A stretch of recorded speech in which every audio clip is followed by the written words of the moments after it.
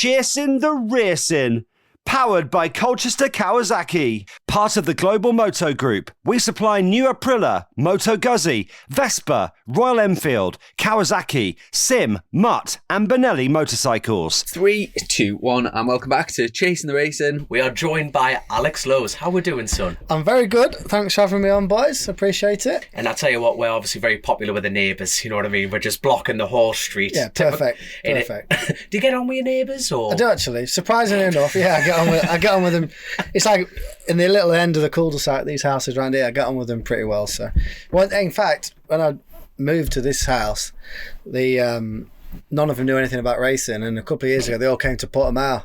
As a whole street trip to Portimao for the race, so that was pretty cool. Wait, hold on, was this just the lads, or was it the whole families? The whole families. Oh, right. So we had a good weekend, and they enjoyed it. So that's the main thing. Street party in Portimao. Street party in Portimao. So hopefully they come to another one. So are you born and bred in the area then? I don't even. Which county are we in? We're in Derbyshire, aren't we? We're on the border of Derbyshire and Leicestershire. But you're a Lincolnshire. So I can pick. Yeah, I'm from Lincoln. So where I'm from is about an hour. Nowhere near it really. About an hour away. I'm from Lincolnshire. My missus is from Sheffield, so she's Yorkshire. Is it just about Yorkshire? I think yeah. she can nearly claim it. No, she's Yorkshire. She's Yorkshire. Definitely right, Yorkshire. Yeah, I'll give her that one. All right, I'll give her that. You only get confirmation from another Yorkshire there, don't you? That's why I was checking. I thought I need to be careful here. So like Cadwell Park, where not far from Cadwell's where I'm born and I was until I was like 20 years old. And what are we from Donington Park here? Like 10 minutes? Close, real close. Not even. It's about just under 5 kilometres from Donington. So there we go. You can tell you've spent a lot of time in Europe. The measuring places in kilometres. That's bad, isn't it? That's a European thing, isn't it? It's when like you're working in 3 miles, less than 3 miles to Donington. I love it. I tell you what. First question, then, which is a better track then? What? On the British circuit? I like Cadwell. Like Cadwell. Yeah, but I love Donington because it's the only one I get to do now in England. So I've sort of gone well there. I don't know if it's because obviously I knew the track or it's always a nice race with friends and family there. I've had a few podiums there. I think I had a podium on the Suzuki, Yamaha and the Kawasaki, so there's not many tracks where I've been able to do that. So I've got good memories at Donington, but I love Cadwell. It's the first track I ever rode, and you've grown up with it there, haven't you? Yeah, and I always felt like I had an advantage racing at Cadwell because some people are sort of not anti-Cadwell, but a little bit. How can he be anti-Cadwell? Yeah, but some. Not, I don't it's know the word safety thing, isn't it? That's like anti-sunlight. People. They're not sure. Yeah. Whereas me, I loved it. So I felt like I was half a second up before I started the first session. So I do like Cadwell. I rode in 20. Paul Denny, it took some convincing, but he let me do a track day in 2018. So when I was doing World Superbike, I'd not been there for 5 years, and I rode just a stock Yamaha with some slicks, but I loved it. Do you know in your contracts, do they say to you, Alex, you're not going to Knockhill on a borrowed whatever? No, Yamaha was good. You can't do that. Yamaha was good and I could ride a stock bike whenever I want. They used to help me actually with the training bike, and I could ride as much or as little as I wanted. Kawasaki, they don't want me to ride a stock bike at all. If I said, can I just have a standard bike to do a track day at Donington? Why would you want to do that, they'd say. They don't believe in it. They think that it's no benefit. So you'd have to really justify. They just wouldn't do it. They just wouldn't do it. They would really not want me to do it unless there was a sponsor thing, a PR event, which is strange because I've always liked to ride, away from. So now the only time I actually ride on track is when I'm riding on the Superbike.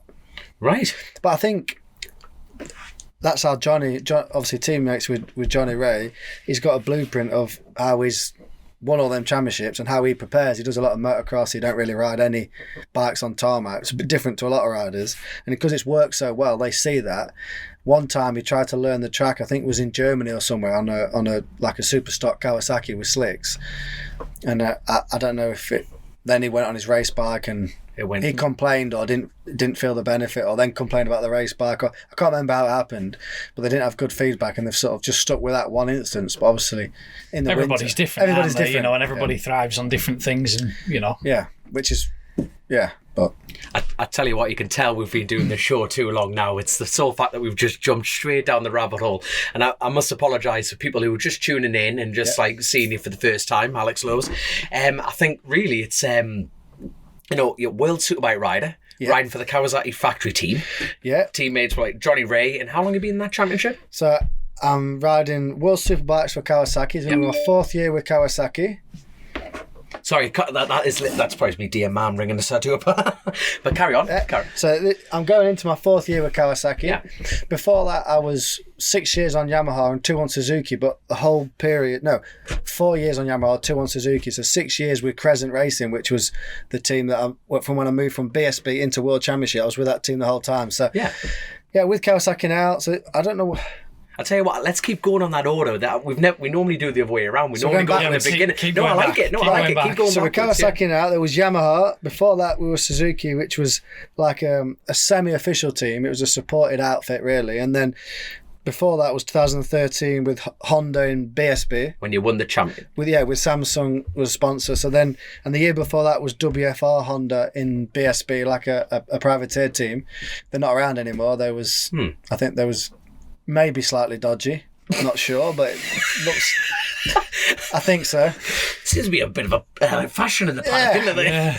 But there was helped me out a lot. There you are. So let's keep going. So like you went from. That was my first year. I had classes, like let's say, not professional, but I made money out of racing bikes. 2012, 2011. I started the year with WFR.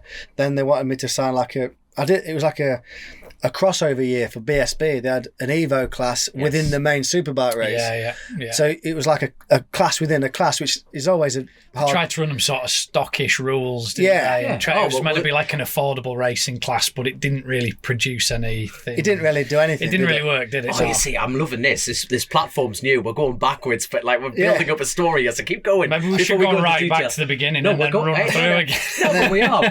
We're building the story, son. We're building the story. And then I started on the Evo bike and I was doing quite well. And then they wanted me to sign like a ridiculous contract. I'm sure it was like a 10-year management contract. And the guy was a slightly strange character. And he said, well, you can't ride the bike unless you sign it. And at that point, I'd never really had a proper good team to ride for. And it was going so well. But I had to leave the team, which was a shame. Yeah. And then... What was before that then? Before that, 2010, I didn't have a ride in 2010. So 2009 and 10 were like years. I was going to say 9 and 8 were 9 and 10 were not. I basically didn't really, floating a little bit.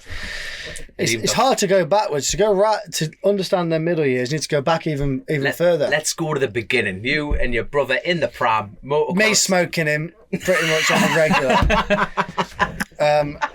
What's quite funny is, this is what I find quite strange, is at motocross, I was always, so obviously twins, same age, but I was a lot taller. So I was on a 80.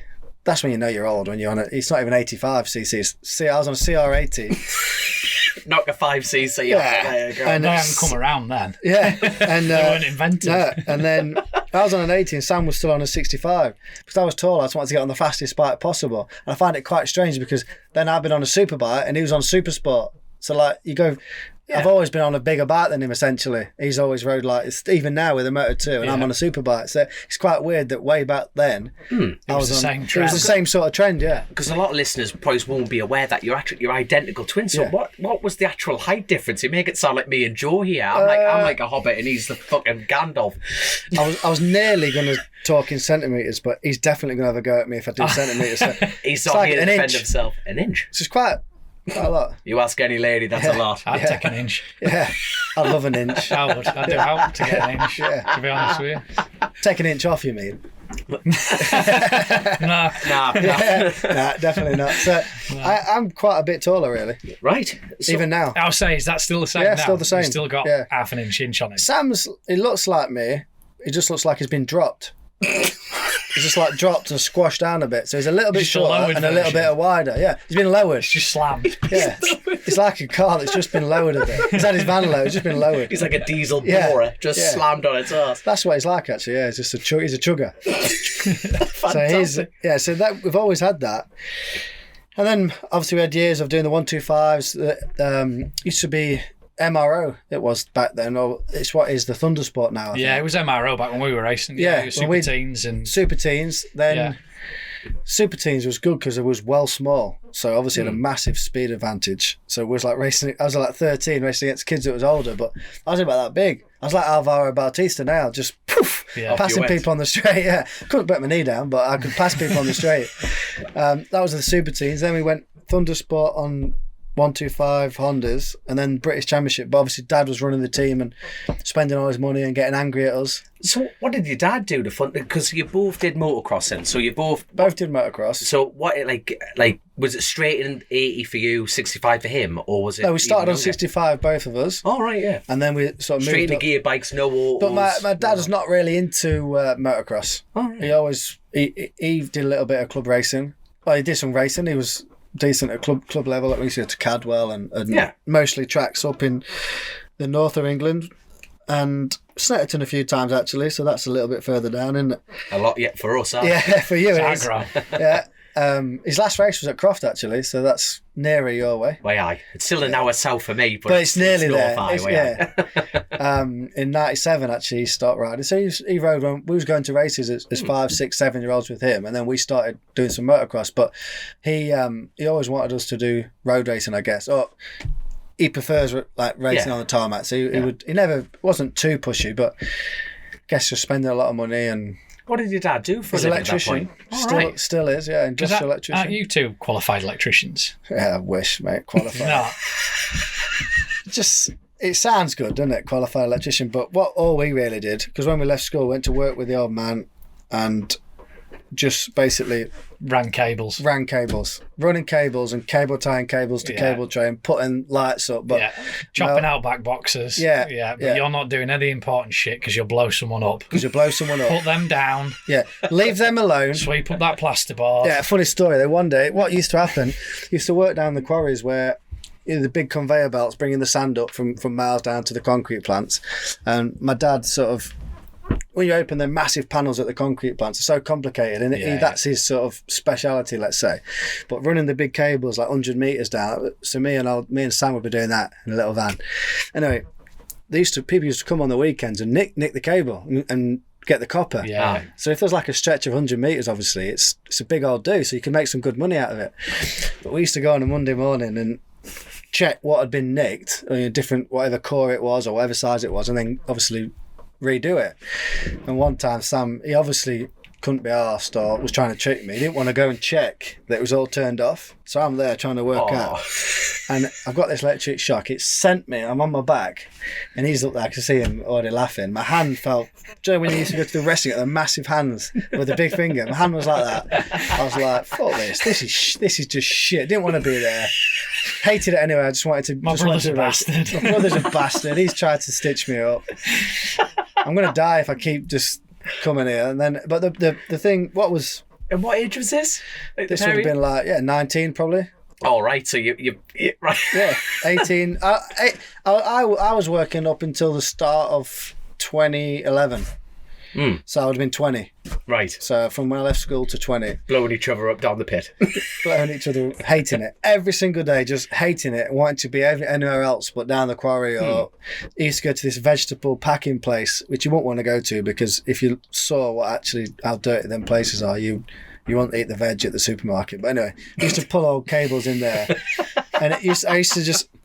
this is an excuse why every time I got on a bike, I used to think, I'm just going to go for it, because I don't want to be doing this forever. And that's sort of the attitude that we sort of had, but it didn't really help. Do you think he made it as horrible for you as possible so that you were driven? I'm going to make those boys regret every day they come to work with me, so that they pull their fingers out. Maybe. I don't know really. I think he was just, because he was, I remember missing races in the British Championship on the 125s, or we tried to run Supersport one year by ourselves because we had exams and stuff, so he always was put in school first. Yeah, I made to go to school. Yeah. We never went to Spain in the winter. We was always, working. And I remember moving from a GP 125 to Supersport, and Dad should have done the R6 cut really. That would have been the better thing to do.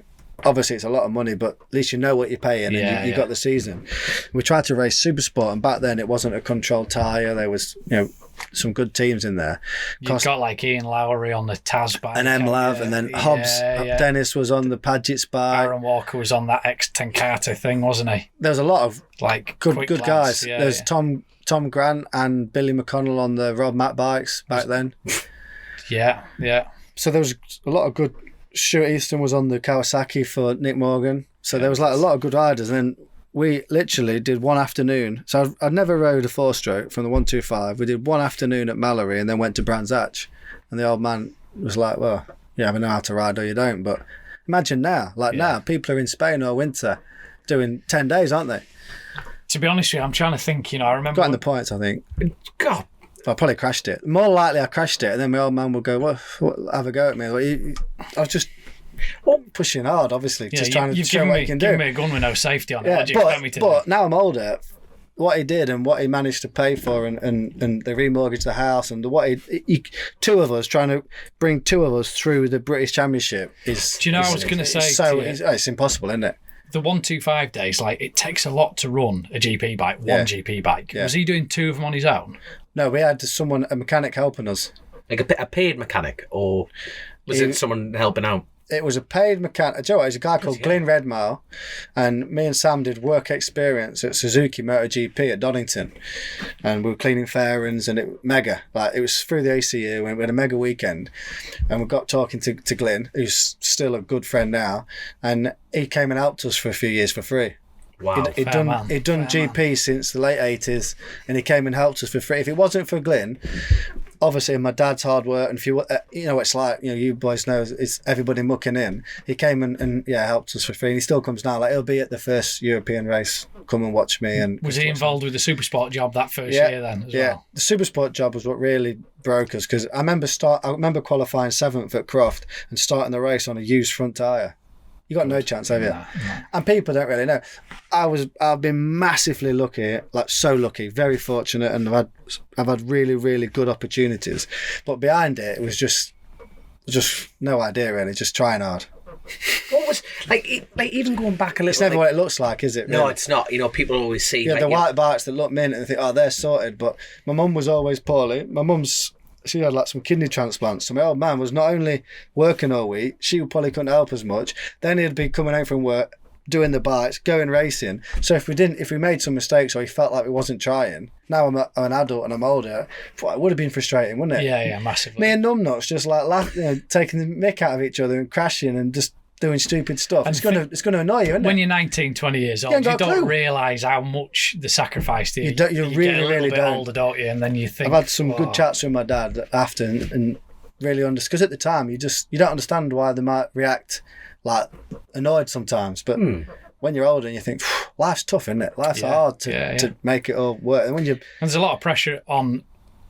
I'm going to stick my neck out and say on a bloke a lot of the times when you're trying to provide, because the situation you end up with, kids and everything else, you're just expected just to keep going out grafting, keep the mortgage paid, make sure the chimps have got food on the table. Let's go motorbike racing. There's two of the bastards. Right, fucking and they're going to snap 3 bikes and this weekend. I can't even imagine how your old boy even... Has he still got hair? He's still got his own hair? Full head of hair. Fair play. Yeah. He's overstressed. It's a weird condition that no one really knows about it. It's that much stress that you just grow hair. Growing more hair. That's what he's got. It's the Stuart Lowe's condition. So was it that turning point, when you were on the front of the grid, in Croft, with a Duff front tyre? At what point did it become serious for you? You're talking about you're messing on with your brother. You've gone from motocross, and then your dad didn't really want you in that that paddock, shall we say, and then you've gone from that to Thundersport, pissing off into the distance, being a couple of small lads, and then at what point did you think the realisation that he's taking this seriously? When do I start taking this seriously? At what age was that for you? Oh, well before then. Right. Early on, I remember having a chat with my dad. I was about 15 years old, and he said to me, it's going to cost me a lot of money, a lot of time, a lot of effort to do the best I can for you to try to do well at racing. There's not many people do well at racing, and really it's probably going to cost a load of money. And so the terms are that you give it everything you've got. Yeah. But that's like, you're going to miss out on some stuff. You're going to miss out on going out with your mates, or you're not saying trying drugs, but what kids do. You know, back then, you get down the park, you have a few beers, or we didn't do any of that. You're not going to be getting a new phone. You're not going out, we're spending money for new pairs of jeans. It's not happening. But everything's going into racing. So it was only, I remember being I was like 14, I thought, a bit of a heavy, I'm there nudging Sam as he's telling us, as like giggling, because obviously the answer is, we want to go racing and give it everything we've got. Yeah. But it was good, really, because he said, you're going to make a lot of sacrifices, but it's too much of a effort for everybody not to take it seriously. Yes. Or we still do it, but do it as a bit of fun, what we can afford, a few races here and there. Yeah. You get to school, you do the best you can, you do university or whatever you want to do. It's up to you. There's your two options. This is a 14-year-old. That's... Yeah. He must have seen something in it, you, though, mustn't he? Because he wouldn't have sat down with... If he thought, I'm flogging a dead horse with these two, they'd be better... They'd be better off going and getting pissed up and riding. I spoke to him about it since, because and he's right. Do you know what? I've been well lucky that, and it's always followed me. And I've never been the most talented rider, but I've always been fast. Every time I jump on a bike, I've been fast. When I jumped from 125 onto the Super Sport bike, I was quick. I can't remember where I finished, but I was. You were there I was thereabouts, which wouldn't happen now. You wouldn't take someone from a 2-stroke 125, not ride or win. Well, people don't do it. People think they've got this obsession. You've got to ride every day now, haven't you? You've got to be in Spain. You've got to be doing this. You've got to be doing that. Whereas I was always just able to jump on something and be quite quick. And then I remember jumping on the first time I rode a Superbike at Thruxton with Nick Morgan. I was on pole next to Hopper and Tommy Hill. I remember thinking, this is all right. How did your dad see it back then? When he was thinking, do you know what, I'm just going to work 18-hour days and invest everything I can in these two. But he must have, when you spoke to him since, as he said, I knew you'd both make it. I know that's a big, bold thing to say. We had a few years when we ran out of money after the Super Sport year. We're sending emails around. We're trying to get rides here and there. I did a bit of European Superstock 600 on a team that was using Mazzocchi suspension because I got to ride for free. And I remember crying once, going from East Midlands to Rome to ride a stock 1000 round Vallelunga that no one knows about because I didn't really know how to speak to anyone. I remember just crying at the airport thinking, I don't know what to do. What am I going to do here? And I jumped on the bike and I finished third. I got on the podium and then that got me a ride on the MV Augusta in the European. It was just a chaos. It was just trying to get something to try and not pay to race. And then I missed a few years out of the British paddock. I had 8, 9 and 10. We couldn't afford just to keep paying to race in British Supersport or whatever. So it was hard. That was the hardest period of, let's say, my life, really, from a professional or from a racing point of view, because there was people that I'd beat that were getting on and they were getting opportunities. That were out in Spain, that were racing here, and I'm thinking, how's this ain't right? It's not right. How's this possible? And obviously it would be sponsorship or stuff that you don't really think about at that time.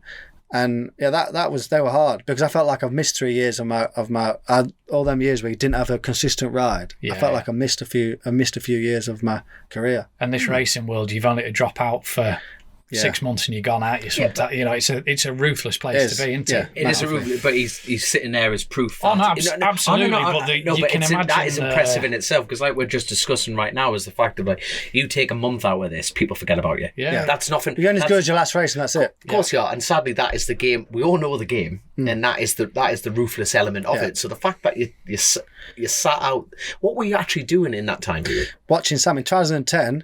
He got a ride with GNS Honda in British Supersport. This is a good story, actually. You'll love this. That white and fluorescent yellow one. So my old man had the bikes in the garage from when we ran the Supersport bikes still in the garage, and Sam was going to pay for that ride. We didn't have no money. We probably had 200 quid because we were working. We're living at home. I didn't even have enough money to take my missus out. If I wanted to take my missus to the cinema, I had to get it off my mum. That was gospel truth. 2010, 19 years old, we're working. We've got a little van and a caravan on the back. Like a crappy caravan. Finished work Thursday morning, drove down to Brands Hatch. And everyone's going on about, it was the Camo Yamahas with Westy and Billy. And I think Glenn was still on the Padgett's bike that year with Steve Plate was doing some Superstock as well. Hutchie might have been on the bike as well, actually, because that's the year I think he got injured with his leg. I think it was 2010. 2009. 2010 this is.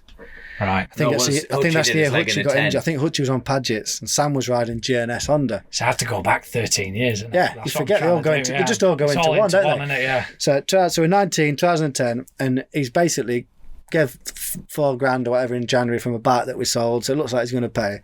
And I've been fucking desperate trying to find rides, and then I was meant to do some ride, and that fell through. So I'm just with Sam. I've got my leathers in just in case anyone's needs a rider. We're going down, and no one's really saying anything down there about Sam. And we're laid in couldn't get the electricity to work, so we're laid in the caravan. It's dripping like condensation because it's cold in it. Brands out to start the year. I said, "Oh, what do you reckon then for tomorrow?" He said, I'm going to win it. I'm like, it's probably qualified sixth. I tell you, it was on pole. Paul Young. Remember Young on the Triumph? Yeah. Top bloke. Straight handlebars, just sat in the middle, fast as anything. Zero input. Yeah, mega. So Young takes his helmet off, old boy. Yeah, old boy, just showing youngins how to do it. Mega. And anyway, so I'm there thinking, all right then, Sam, whatever. Like, British Supersport, you're not shown anything like that before, but he's I'll win it. Bikes him in. All right, fair enough. And he won by about, I want to say 6 seconds. We'll have to check. And I remember going down pit lane in tears, like giving him a hug at the end of pit lane. Everybody's just oblivious, just see Sam on a mint bike. But we're winging it. I've not got a ride. He's making out he's got a sponsor to pay. He's not got anything. Used to get a bit of prize money then from British Supersport. He was putting that back into the team, and then he won 10, 11 races, won the championship, and got his World Supersport ride. Fair play. So he just blagged it. The balls on that is phenomenal. Yeah, and just what in his mind? Have you ever spoken to him about what was worst case scenario? You two coming up with this? Worst case scenario was they find out that he can't pay and they sack him and he ain't got a ride anyway. He's good to work because he's not riding anyway. That's what we decided. Was that his do or die year? Yeah. That was his. If 2010 was his do or die year. And Gary Stubbington, top bloke, ran a mega team for him and really helped him. And it was also the year that sort of kick-started me because remember there was that big ash cloud in the north of Europe, in the Scandinavian countries, and nobody could travel. Yeah. And Phil Seaton, that was him doing a Triumph test. That was you, yeah. When you did that test and blew them engines up north, that helped me out. That helped me out a lot. And you can thank me later. Yeah, Phil Seaton was running a Norwegian guy on his R6 and it wasn't going very well. And he couldn't get to the race because of the ash cloud. I had my leathers. I'd not ridden for about 8 months and I just jumped on. I had a go. Where did he finish? I didn't finish the race. The bike broke, but Sam towed me in qualifying and I'm sure I was either on... I was near the front. I think I was at the front. Mint. That is incredible. You know what's impressive is that the fact that you've grown up and then at what point did you two go split? You're on the same journey but on two total different paths, which is quite unique for a family, you know what I mean? We're on very unique different paths because then and I actually rode a few races at the end of that year and Glenn Richards was riding for Padgett's Honda in Supersport and I was on the Phil Seaton bike because to be fair to Phil, he put his own money in his pocket to make a bike for me because we had some good races and it went well at the end of the year. I remember the safety car at Brands Hatch. Sam was obviously on a crest of a wave. He won the championship. He looked back behind him and I was like second, just giving a little wave. He wasn't expecting me to be there, obviously. That was mint. Is that on YouTube somewhere? Yeah, probably. It will have been. Be. Yeah. That wave, I can just see two. And, would the dream have been for you two did you ever say or think to each other, it'd be good if we ended up in a team together? Yeah. Like a proper not having to fight on and do what we're doing and running our own thing. The goal would be, the big dream in life would be me and my twin brother. Yeah. Would that still be something that you'd... Yeah, still would be. And back then, what I was going to say was Glenn was riding with me, see how hard I was riding. And basically in 2011, he was riding for this new WFR Honda team. And I didn't know Glenn Richards at all, but he said, you got to get me on the bike. So it was because of Glenn why I got on, and then I was on a superbike then. So that's where we split. Sam went to World Supersport with a good challenge, and I got a ride in the British Superbike Championship. And then, funnily enough, Glenn then, after he was my teammate there, started working with me when I went to World Championship as like a helper, which was quite cool. But in terms of teammates, hopefully maybe in the future, I'd like to be teammates with him. Going down the road a little bit more. Yeah, well, it'd be nice, wouldn't it? I tell you what, this is. I'm gonna save that question at the end. Actually, it's too good just to throw in mid conversation. I'm gonna have to save that one. I was just trying to think. Then, is there any other twins on the world scene? Don't know. There's obviously brothers with Paul and Elias. The Ferrari twins, they're twins, aren't they? The French guys. I don't know if they've been on the same team, but they race. It's cool. It's a cool thing, isn't it? Yeah, I would beat him. You would? So, yeah. Who's got more Instagram followers? He's in the Grand Prix paddock, isn't he? So, yeah. Don't start the racist excuses already. Who's got more? I'm a racer. That's the most vain question. Yeah, I love it. Because I'm trying to think he's smoking him up, isn't he? To be fair, he's won a few Grand Prix. That's another funny story from Sam. When he won the World Supersport Championship 2013, he had some offers to go to World Superbike. And he... as part of his contract, if he won the championship, the team he was with were going to World Superbike, but with MV Agusta, not a good manufacturer. I remember being sat, I used to have a house in Derby, and he's like, this is another one of our little sat in the sauna conversations that people just have no idea about. So he just won the World Supersport Championship, everything's going mint, and he's like, yeah, not going to do that. And it was good money compared to, we probably still don't have much money, and he's like, I'm going to get out of my contract because I'm going to go ride for Speed Up in Grand Prix for 35 grand. I looked at him and went, what? Like, nobody wanted to ride that Speed Up Moto 2 bike back then. He's like, yeah, I think I can win a Grand Prix. That's all he was obsessed about. Good man. So I looked at him and went, fair enough. I'm not going to convince you any otherwise. And obviously he went Speed Up, won a couple of Grand Prix with them, and it's mint. I love looking back at that. It's like, sort of, I'm sometimes more proud of what he's done and when I look back at it than me, because... Well, you're not as critical of him as you are of yourself. Exactly. You'll sit there and think, I wish I'd done this. And Sam's is a lot of different character to me. He's like probably a bit nicer than me, but then he's soft, and in our world it's easy to get taken advantage of if you're a bit soft, and he just loves it. He loves riding and crashes a bit, but he can't, people get on it about that, but he's just a lad, just an electrician from Lincoln that's having a go and has managed to win a few Grand Prix. And I love that. I like that. Yeah, no, that's cool. Going back to that WFR job, so that was, we don't have to talk about how dodgy they are, how it was funded or anything, but I remember that year you went real well on that for like we rode for a laundry a month ago, didn't he? Yeah. There was things that were on the line. Yeah. Now that was inland revenue. Yeah.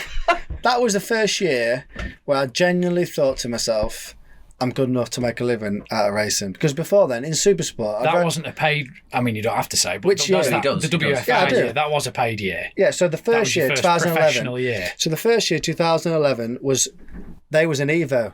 That's how they started. That was the Evo Superbike year. That was the year where I won a lot of the Evo races, but then I didn't... I stopped with the team after a few rounds, so I wasn't on a full Superbike, and then I rode for Nick a few, and I was a bit here then everywhere. Yeah. But I think I got like £12,000 cash. Who loves a bit of cash? Love a bit of Everyone cash. loves 20 years old, bit of cash, living at home still. You could go to cinema without having to borrow anything off your mother. Yeah, exactly. Yeah, his mum was at the door going, those years we went to the cinema. Quite a few cinemas there, isn't there? Cheeky McDonald's. And then at the end of that year, that was the end of that year, so Sam had already won in British Supersport. I was still working, and then Dad was trying not to work, because trying to race in BSB and try and win races at BSB, I wanted to put more time into training and everything. So I remember the conversation, it didn't go down very well at all. He was sort of, he's under the, when you're doing well enough to earn good money, and you that's when until then you have to work as well. Yeah. But it's the chicken and the egg. Well, I need to put everything into it, Dad, to get to that level. Yeah. So that's why we sort of moved into the static caravan at the Haslam's. What, to distance yourself? To sort of get away. I used to go back on the weekends, and he'd just have us in helping, doing bits and bobs. But yeah, that was, he probably won't admit it, but he wasn't happy for a few months at all. But it was the best thing we did, because we went on to start winning, and he started winning some World Supersport races. How did he get involved with the Haslams? From a lad from Lincolnshire down there. So how was that? Just through a connection on the track? When we was racing 125s already, Leon was riding for Airways Ducati in BSB, and then Honda after that. And Ron was just in the paddock, and one day he just came up and said, you lads are on it, but you're making too many mistakes. I think I can help you. And it was mint, that was. We used to come up to the farm on the weekends and just mint. They were just great. They've been great. Still, obviously, we're very close with them. They've been a big help for me and so. I was about to say, because the attitude of, when they say champions hang around with champions, don't they? That, did you see you going to the farm and flat track and motocrossing, and you moved up there? Did you see a massive progression in your riding, immediately, or? Yeah, it's a bit of a difficult one, I know. Yeah, but difficult one looking back. But I think that I've been lucky to have good people. I've had good people around me all the time with Ron and Leon, and then Neil Hodgson started helping me around the same time. He retired from racing.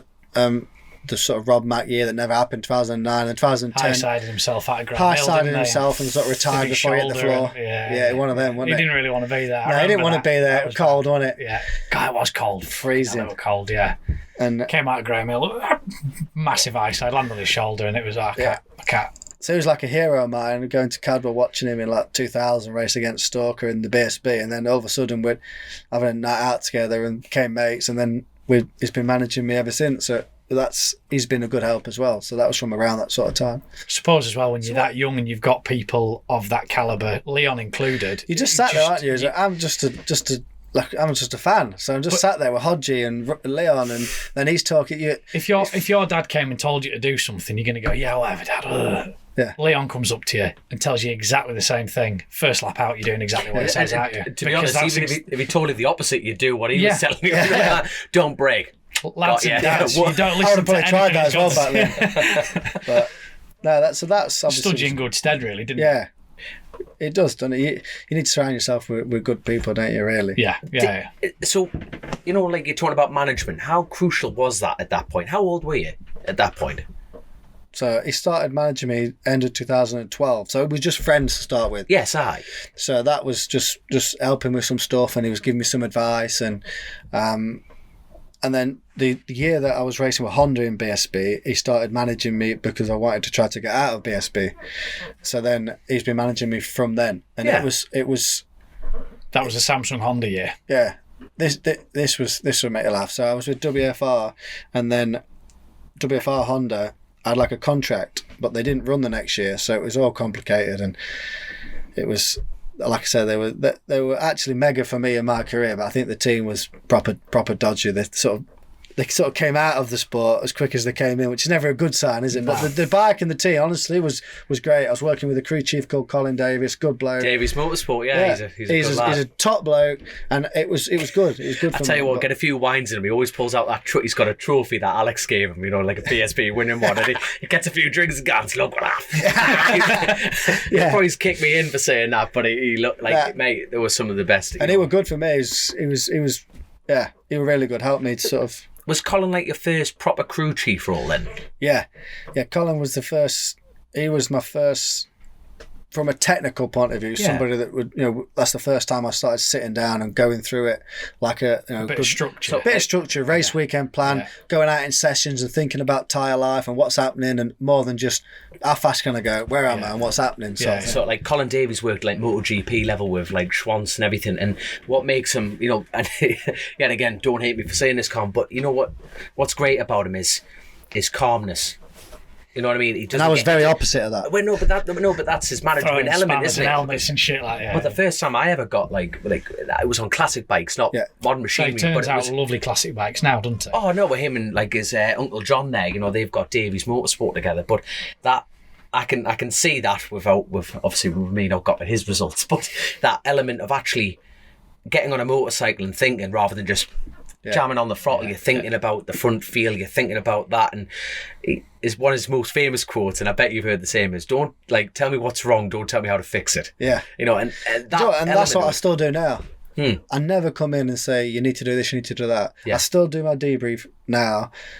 I can't turn, the bike doesn't turn, I'm struggling to stop there, and that's it. The engineers need to do the rest of it. You don't need to come in and say, I need 2 turns of preload. Yeah, as soon as you start thinking like that, I think that's it. You need to stop. Or I need to do test ride or something, because it's not... all I should be thinking about is, how can I ride the bike better to be faster on the track? Yeah. Okay, that's my biggest problem. I need to tell the guys that. Can I do anything? No. Okay, so then they need to do that. And that's Colin's philosophy, and I've kept that. That for the whole career, really. And here you are riding for Kawasaki Newcastle. I said Newcastle there. Kawasaki Newcastle sign Alex. Look, imagine that. Gee, they are, but no, it's not like it works. So doesn't it? It does work. How did that conversation to go to World Superbikes? Was that through Neil then? It's funny. So I rode for Honda and BSB I rode for not a lot of money, because they had to pay some money to get out the contract they already had. I can't remember how it worked, and I don't know if they ended up paying it because the team stopped. It was a clusterfuck, really. I was just trying to ride anything, and just if someone wanted me to ride, I was just desperate to ride. So, and I knew in 2012 I needed to be on that WFR bike, because nobody thought it was a good bike. It was a small team, but I knew I could do better than people expected on it, which is good enough in our game. If somebody expects you to finish 10th and you finish 7th, you've done your job, and you're going to get another chance. And I managed to win some races on the bike. I had like 4 or 5 pole positions, and it was mint. So then the natural progression was to ride for the main Honda team with Harvey, and Harvey was good for me that year. I rode there, really good. He was the first proper like team manager, rather than a crew chief, team manager influence. And I was just obviously a bit young then, and chasing a few good girls and just Colin, thinking I was a legend. But you need that, don't you? Yeah. You need all those different little bits to come together. Harvey was good to try and straighten you out a bit. Yeah, you know? and I still class him as a friend now, because he was really helped me out a lot that year. And that year obviously went really well. It was a good year, and I ended up riding for 15 grand, I think, on the Honda, which is not a lot of money really. And I think the offer to stay in BSB was something like 120 grand the year after. Really? And that was with Honda, the Samsung Honda. And then because they sort of not needed me, that's not. I don't want it to sound like that, but they'd won, and then I left the team. Samsung was end of the Samsung contract, and they didn't run then for a couple of years in BSB. They took a couple of years out, which was strange because we'd just won. But I was going to World Championship for a lot less than that, I think. Was that a Sam Sauna moment where you went, I'm not going back for that, I'm going to go and ride that for fuck all? No, not fuck all. I think the first year World Superbike, I got paid 75 grand off Suzuki to race in World Superbike, but you'd have done it for night, wouldn't you? Yeah, of course. I was just desperate to be there. It worked very well for me, Paul Denning's team, because an English team, they were relatively new to World Superbike, only been there a couple of years, so they were learning as well. So expectation wasn't too high. It was an older bike, and it worked really well for me to go there. Who was your teammate that year? Eugene Laverty. He just finished second in the world on the Aprilia. He finished second in the world on the Aprilia and been left without a ride, and then Eugene came on the Suzuki and was teammates with me. So I'm trying to remember who your teammate was. Graham Gowland. Was he your teammate at legend, top bloke. You know, well, I lived in the same village as him for Allendale, up in the middle of nowhere. They had Paul. Yeah, they did quad bike machine. Yeah, off road. Like quad bikes. I haven't heard for that. Did you ever go mountain biking with Gowland? No. Holy. But I tell you one thing, genuinely, I rode behind him. There's not many people I've rode behind on a bike. I've rode behind a lot of people, following people on a bike. I've rode behind him at Cartagena. It's like a long ride at Cartagena, and the way he was drifting the bike, and I thought, I can't do that. And it's probably happened to me 1 or 2 times, maybe with Top Rack. I remember following Casey Stoner at Suzuka through the chicane, and I was on the Yamaha. I was like a MotoGP bike, so I was faster than him, which was nice. And then I came to the chicane, and the way he flipped the bike through the chicane, you don't gain time in a chicane, do you? But he fucking destroyed me in this chicane. I thought, you're obviously pretty good. But I followed Graham Gowland in 2012 pre-season testing at Cartagena, and I thought, fucking hell, he could pedal a bike, mate. He can pedal a bike, very naturally talented. But then, because I don't want it to sound bad, but then at the race weekends, he had some really good rides, but he didn't show, I don't think, the potential of what he could have done. I don't know why, whatever the reasons is, but when I followed him, I remember being well impressed. I told him as well. Definitely like to get him on the show. I tell you, the one I remember watching the race, it was because I don't know when did they start putting changing the pole position, you know, in the race, so whoever puts the fastest lap in gets pole position for the next race. And Gowland was the only one out there on slicks, and there was a piss thin line, all you lads were on wets, and you could just see the race degrade and everything. The bikes are chewing up, and it was just like out of nowhere, bang, there was like a 10-second quicker lap. It was like, that's obviously dry, and there was like a pencil thin line, and he put it on pole, and it was like all you lads are behind him going, fair play, son. And right decision. You know what I mean? Yeah. Nice lad as well, isn't he? Lovely bloke. Really but that decision only came in for the last 5 laps. You know, like these lads, like Gowland wasn't at the front at this point, but it was just like, bang, there's a 10-second quicker lap. It was he got injured, didn't he? I think he got injured. He was racing in Supersport, and I'm sure it was a pre-season test in Spain at the... is it Guadix? Something like that. But he obliterated the lap record that stood for years. And then, like the outright lap record, and then that happened, didn't it? I think it might have been his leg or his femur or something. Something. Yeah. He only lives up the road. We'll have to get him on the show. We'll have to try and work that out. But so I'm going to ask a random question in the middle of all this. You know, when you and your brother, you know, blowing each other up down the pit and stuff like that, and you knew you had to take it more seriously, what was the dream at that point? You know, was it just, let's just get a job? or was it I want to be in Worlds? You know, Moto 2. My only dream, and it's still my only dream now, is to try to be a world champion. That's it. I'm not really... It's simple, isn't it? Simple. Yeah. And it's honestly, not. the way it's the hardest thing you're ever going to do. Yeah, and last Why year... aren't you doing it, you dick? Yeah, exactly. I need to do better. But like last year, in 2019, I finished third in the world on the Yamaha, but I was never really...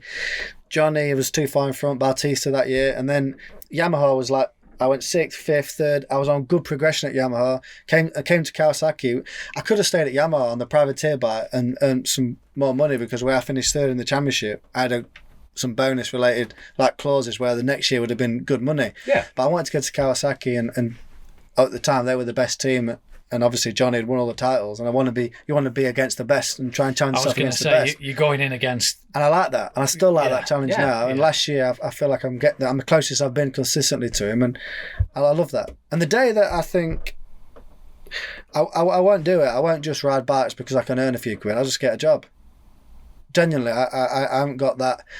I haven't got that. I don't feel like I've got that. I'm just going to race in British Superstock when I'm 40 to do a few signings. I won't be able to do that. I've had a few conversations with people who are, I'm going to say, coming to the back end of their career, and they could easily stop now, and they probably should stop now, but they can't and they won't, because I've been offered 35 grand. Yeah, but why are you still doing it? Yeah. To keep doing it for that reason, to me, I really won't, because honestly, I still prepare this season. Like I'm going riding, testing in a couple of weeks. I'm still, every single day of my life, I think, how can I be a better rider? Yeah. I'm working on, there's some stuff I need to do with the way I'm shifting the bike, because the way the engine brakes, and that's working now. Braking zones are so short. There's something I can gain there. I still don't release the front brake as smooth as I can compared to Johnny, or whatever it is. You got access to his data, that? Yeah, it was still share the data. I've been training as hard this winter as any winter. Obviously, I've got the kids there, but not missed a day, and I'm still motivated that this year I can make a step. I can be challenging Johnny, beating Johnny, winning some races. And I think if you lose that, I don't just want to go racing to ride. I'll give someone else a chance. But at the minute, as long as I'm still improving, I'm still there. I'm still at the front of the races. And the hunger's still there to massive, do it. Yeah. I can tell by the way you're talking. I love it. But John, I'm so lucky that I'm 32. So I appreciate the situation. I get to go race a factory superbike. I go testing. I sit there in the garage in the morning and think, this is cool. Yeah. What I'm doing today is what I've dreamt about doing. And every day I get on the bike, I think that. Because if I can't think that and appreciate that, then what chance have all the young kids got that are trying to get to that? But you forget. Yeah. Life goes like that. Before you know it, I've been in World Superbike 10 years. But I think you need to have the struggle to appreciate that, don't you? And yours and Sam's stories is those, if you ever look back at the history, both of you had like it were hard, wasn't it? For a couple of years there, it was, is this I'm not going to sit here and plead. No, you've done all right out of it, haven't you? But done well out of it. I've been very lucky. But at the start, I went out of school. I tried my best at school because I knew I need to do well at school to go to racing. And I understand that 90% of the people get up, go to work and graft the balls off to earn a living. Yeah. I understand that side of it. Whereas I think a lot of kids now, and I'm not pleading like it was hard work by there, but a lot of kids now, they don't understand that.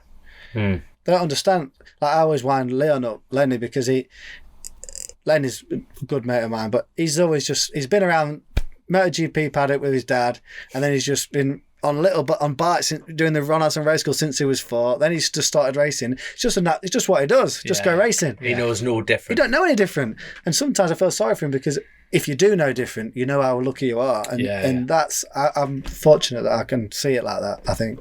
That's with age as well, I think. Yeah. Like you said, your conversation, you've got 2 chimps now there. Yeah. I'm the same. When the kids come along, you think, oh, fucking hell, now I realise the struggles of what my parents were going through, and it just changed your perspective. Especially me with twins. Mate. Look at my mum and think, fair play, mum, because me and Sam must have been a nightmare. Imagine. I'm 32, it just must be 32 years of stress. But it hasn't stopped, does it? No. Because you're still doing it to her now. Exactly. Nightmare, isn't it, bless her? But in 2 different places. Yeah. I know. Like how? Like what did your mum say to all this? At the beginning. What like? Don't say much. My mum. My mum's. She's like this. She's a strong person. My mum. She's got to be tough really tough, and she just sort of. Yeah. Do you know what my mum is? She's just happy if we're all right. Long as we're all right or whatever. But she knows that we need to work hard and do the best. But she's never really. If I have a good race or a bad race, she won't be any different. And that's all you want from your mum, really, isn't it? But did your dad ever want any like further involvement? You know, when you were when these opportunities started coming to you, was it a case of, oh well, I'll take the deal, but you know, my dad needs to come and help with wheels or tyres. My dad needs a McLaren. Yeah. That's please. part of the deal. That's part Just of the deal. give the man a McLaren, will you? I wish. You know, because he's invested like so that. much time and effort into He it. got to a stage where he stays back. He never gets involved. If I ask him something, he'll help me on whatever. But I don't know how to say it, obviously, without him. I don't think he'll listen on here, but I wish I was a bit closer to him some ways. And we had a real nice trip. The last trip of the year in December, came out. I had a private test in Jerez. It was only me, Johnny, Tom Sykes was on track, Redding on the BMW with Andermatt, and Sam was riding on a Stockwell So a private test, which is essentially a full race meeting. Continue. Yeah. It's like, that made it sound like you and your nan. Let's grab a Private test. ZX10. Let's go for a laugh. We had like 1 day of testing to do some like function tests or whatever they were doing, and my old man came with me, and we went out, flew into Gibraltar and went across, which we don't normally do. Played a game of golf the day after. Honestly, I loved it. It was mega. It was out on track watching, no one there. You haven't got the stress of a race weekend where you're flat out doing everything. You could just enjoy it, and that was mint. I love that, and I regret that I've not done that enough. But he's a different character. He's just still flat out working. If you took him out of work, he wouldn't know what to do with himself, I don't think. So he'd rather keep doing he's happy to just keep doing what he's doing. Yeah, he could. Yeah, my mum hasn't been able to travel the last couple of years. She's been sick, which has been a shame, because before that, he used to come to pretty much all the European races. Is that from like the early days where the kidneys got Yeah, over? yeah. She's on dialysis, so then you can't travel. You have to go 3 days a week. Yeah. But she's doing well. Good. But so that's been a shame, because they used to come to pretty much, they always come to Assen, Portimao, Misano, come to a lot of the races. But when they come, they just, what's happening? Yeah, you're all right, sound. Have a few beers. You know what? That's perfect. I love that, because I know that if he's having a few beers in the bar with my mum, and there's always people there to enjoy it with. So hopefully this year they can go. I've just got this image of your mum and dad. I've obviously never met them, but I can just see you over the crowd of fans going, "I've got your steak bake, son. Yeah. I've just put it in oven." Yeah, bless and from Yorkshire, obviously. Joe's mum sports. Yeah, I've got your steak bake. Yeah. Does Sam get to come and are you two able to support each other? Yeah. Much? Obviously, you see it now and again, don't you? But like, how much the MotoGP schedule is nuts, ridiculous. 21 races plus testing and some media stuff. It's just ridiculous. But I tried to go to a few of the MotoGP. Obviously, my schedule's a bit easier, and I still support him as much as we speak. We're so close. We speak easy, at least once, twice, 3 times a day if we don't see each other. It's like having another wife. Do you have like I can't wait to speak to him. Just feed it all back. Funny enough, he's outside. Get yourself in. Yeah. But no, here's a question: how much can you two be brothers when you're in that environment? When you go to his team in his environment, is it all game face, or can you just can you just on the motocross pit boards, like, you're a dickhead, pull your finger out? And how professional are you with each other at a race meeting, or is it total tongue in cheek? Yeah, tongue in cheek, really. In MotoGP, Sam's got his group of friends in MotoGP is like Jack Miller, Cal when he was racing, Sam. So in the motorhome at night, we used to go and have a social in the motorhome, and Miller would be eating sweets and telling stories and playing something on the PlayStation, and just like you'd want it to be, really. Lads at home in a flat, just chilling out, yeah. I tell you what, we've got patrons at the end. I bet this is definitely a patron question, but have you ever swapped levers for a laugh? No, but in 2011... go and have a go on me Moto 2 bikes. 2012... 11 or 12, I can't remember, when he had a crash at Assen, fractured his shoulder blade. I've done that. Painful. It wasn't that bad. There's loads of different ways. It's such a big, loads of different ways you can do it. It's called around that. And then he had to do, 2 weeks later, he had to do his fitness test at Monza. And I did it for him. And I was talking to the doctor about my shoulder. Anyway, it's only when I went out that I'd been complaining about the wrong one anyway. So the doctor can't have been very good. Because I was saying the left one, it was his right one. I had to do some press ups and some stuff. And yeah, they didn't know. And he finished on the podium. So it's worth doing, really. he wouldn't be able to do it. So have you ever gone into his team and one of the teams mistaken you? yeah, loads. Yeah, I can imagine loads that. of times. Mark VDS that runs the team now, genuinely, it must have happened 5 times.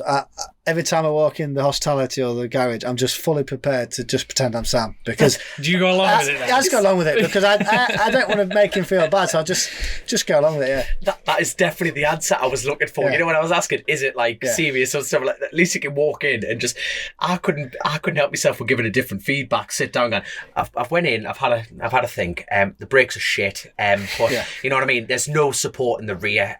You know, we just need it. Just completely destroy it. You know what I mean. The tank doesn't fit right. Can we Yeah. bulge it out? Yeah. And go, what yeah, the? Fuck? yeah. That's what I should Put do. his leathers on and saying, something's happened while Yeah. I've been in the shower. Someone's Obviously washing the leathers. swelled. Yeah, they're shrunk. But yeah, it's funny when people. I have like a rule when people ask for autographs and stuff. If it's something I can do his signature, so if it's something at Sam's, I sometimes do it. But if it's something special or nice or a helmet, or I'll just say, "Oh no, I'm Alex." But if it's like a program or something, I just sign it Yeah. rather than make it feel bad. Which is bad, really. I know I shouldn't admit that, but I've got to ask this. I've got to ask this. You know, obviously when you both growing up and you obviously both went to the pub and had a bit. Do you ever chat each other's girlfriends up for a laugh? yeah, this is funny. So a long time ago. You must have, man. You know A what I long mean? time ago, I was at home, still living with mum and dad. My girlfriend was staying over, and I went to the toilet in the middle of the night, and he obviously woke up and jumped in bed with, as I've gone out, jumped in the bedroom with my girlfriend, and she like all of a sudden there was like You're feeling frisky. yeah, are you? I heard a bit of commotion, and anyway, something happened. Anyway, he'd gone in the middle of the night and obviously tried to kiss her, and she was like, well, Alex won't walk back in from being in the toilet and try and kiss me. So it spooked her. So I thought, nice one, Sam. He's obviously just gone straight in there, What a straight man. for a kiss, making out as me. Cheeky. Do that thing. Oh, Yeah. do that. Oh, what do you mean what thing? I shouldn't say it now because Tip in, go on, tip in. we're both married and all the rest of it. But This is in the past. I'm going to say there's like, no point swapping girlfriends because I've always had nicer girlfriends than him. Oh, I love That is it. a fucking low blow. That We is can edit that one That's out. a if low you want blow. No, afterwards. you can have that. I'm going to tell him that. Grace, do not edit that out. Yeah. Keep that in and let's ask him about it. I think it's true. Current wives is discounted because that's not nice. Because you're in love and all that. So Yeah. there we go. Happy days. Fucking Oh hell. my giddy hands. But like, you know, with the job swap, you know, you kind of touched on it. You know, the fact that you're in Worlds and he's in Moto 2. There must be an itch there to go. I wish Sam would come. I've rode a Moto 2 bike on the Secret. Obviously, you're not allowed in your contract. Yeah, but yeah. in America, I was in America playing golf with Jason Pridmore, a friend of mine, doing like a track day at a place called Chuckwalla Raceway, not far from LA. Like 2 I'm hours nodding in. like I know where it is. Yeah. Have a clue, mate. No. I didn't know it before. Anyway, and someone had bought Sam's 2016 Moto 2 bike that he actually won on in Jerez. And anyway, I said, can I have a go on it? The bike said, yeah, you can have a go if you want. So I'm thinking, fucking, I'm in. So I've just got right into it, did about 30 laps on this Moto 2 bike in secret around some random track in America, borrowed someone's leathers. Didn't you wildcard a MotoGP bike? 2016. Yeah, and, the Tech 3. that was a good story as well. So Wow. this is a funny story. I was riding for Yamaha in World Superbike and I had to go do the Suzuka. Yeah. Well, I've always obviously heard about Suzuka. You've won that 3 times, haven't Yeah, you? but I've never done it, and I'm a bit nervous. And I get there, and you've got Paul Espargaro and Nakasuga-san is like the Japs love him. He's a Japanese test rider. He's been on the podium at MotoGP in Valencia in mixed conditions, but he's like God. Turns up in his nice car, and they don't have nice cars in Japan. But he had this, I don't know what it was, something that looked quite nice. Paul's not talking to me because he's a MotoGP rider. Don't give a fuck about me. I'm World Superbike, so I must be shit. My leathers didn't turn up. So my leathers aren't turning up. I'm waiting about 10 minutes before I get a leathers turn up. I'm trying to get them out of the box, get them on. They're fucking struggling. So there's the Motor Direct team shitting their pants. Because what you RST Yeah, at this RST. point. I love RST. Leathers eventually turn up. I'm fucking running around trying to speak to the Japs. But it's a full Yamaha Japan. Nothing to do with the World Superbike team. Anyway, everyone's looking at me like I'm just a fucking... I shouldn't They've be just there. dragged you off the street. They just dragged me off the street. Paul's thinking, "Well, I've got this dickhead riding with me. He's going to be shit." And I'm sat in the chair to go out the garage, and I'm thinking, "Fucking hell, this is a bit nervous." There's no one on track. The track's fucking massive. It's like a 2-minute lap, and there's no one there. Just us. Class. These 2 bikes, us there. and it's right frosty, proper frosty feeling. And I've gone out of pit lane, but I've rode the track before on the Yoshimura Suzuki. Sorry to clear that up. It wasn't physically frosty; just felt in the red hot, atmosphere. actually. I was about to say, I'm thinking, when are you doing this? Sorry, so actually, I had done Suzuki before, but anyway, I was there. It was the first time with Yamaha, so I didn't know any of them then. So it's all a bit. Yeah. And Paul's not giving me. He ain't talking to me. So he's got his mate with him, and he's doing this fucking thing he's throwing his balls against the wall. I don't know, getting warmed up for this test. I'm just there, trying to get my leather sorted. I've gone out of pit lane. I've thought. We went back to the old thing. I need to be fast here. Got to be fast, because if I'm fast, I've got half a chance of getting a bit of respect here. Don't care about the lap time. I just need him to talk to me. And I just shove that ball up. Yeah. And I've gone out, and honestly, the bike was incredible. If I could choose one bike, and I've rode the MotoGP bike, if I could choose one bike to have in my garage when I'm older to do a few track days on, or to let anyone experience, would be the Suzuki 8-hour factory Yamaha on Bridgestones, because it had in 2016, 17, 18 had the MotoGP electronics from when it was open. So the electronics were amazing compared to the power of the bike, and it was on Bridgestones, which were one-offs for that race, which was just incredible. The bike was just mint. It was such an easy and fun bike to ride. Anyway, I went out, went for it, went fast. And if I could took a screenshot when I left the garage to when I came back in, you couldn't believe it. And Paul, everyone's gone from that looking the other way. Casually looked across at me, true story, and went, "Fucking hell, Tio, you're fast." Tio means like mate in Spanish. Right. You're fast. I looked at him as if to go, what'd you expect? I was doing all right on the World Superbike. He's like, I just thought you'd be slow. That's what he said. And I thought, all right. And then... Is that literally your words after that? Look, like, what did you expect? Right. If you could rewind that moment, walk back in knowing he was going to go, you're fast, mate, would you have lit a cigarette, and just take your helmet off, swish it? You could have just pied him. Yeah. But just give him that. Literally slap him on the way by. Have one of them. Yeah, have one of them. But actually, he was sound there, and we got on well. And... That year at Suzuki, we won the race, and they gave me I did the last stint. You normally use your strongest guy for the last stint. So I've got all the pictures, me finishing the race. So I've gone from no one wanting to talk to me to responsibility of winning the race. And the respect. I've got a mega picture of me going over the line, like winning the first Suzuki. Fucking hell, unbelievable. And that was a funny story. So they were like, just the difference in that was you wouldn't think.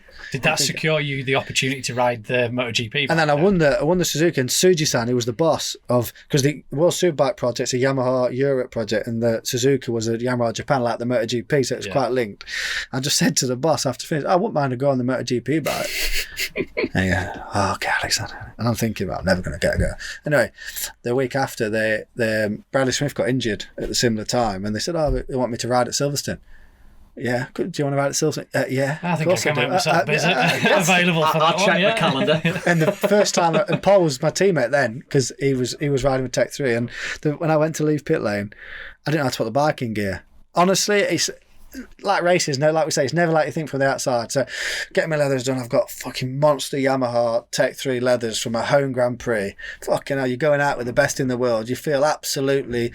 Well, it's every single box. You feel like you've moved up a group in a track day, though, don't you? You're in there thinking, fuck me, I'm up a group. Finally in the fast I've never rode the bike. I've never rode the tyres.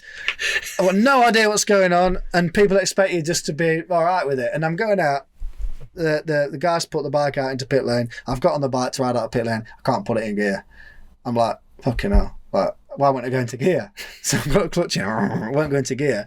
Well, I didn't know that it's a lever. You have to push this lever on the handlebar, and neutral's at the bottom. So you seamless box in it. Yeah, that's it. Just go up and go and keep going. I'm like, fucking, that's just anyway. Then I've got out of pit lane, managed to get out.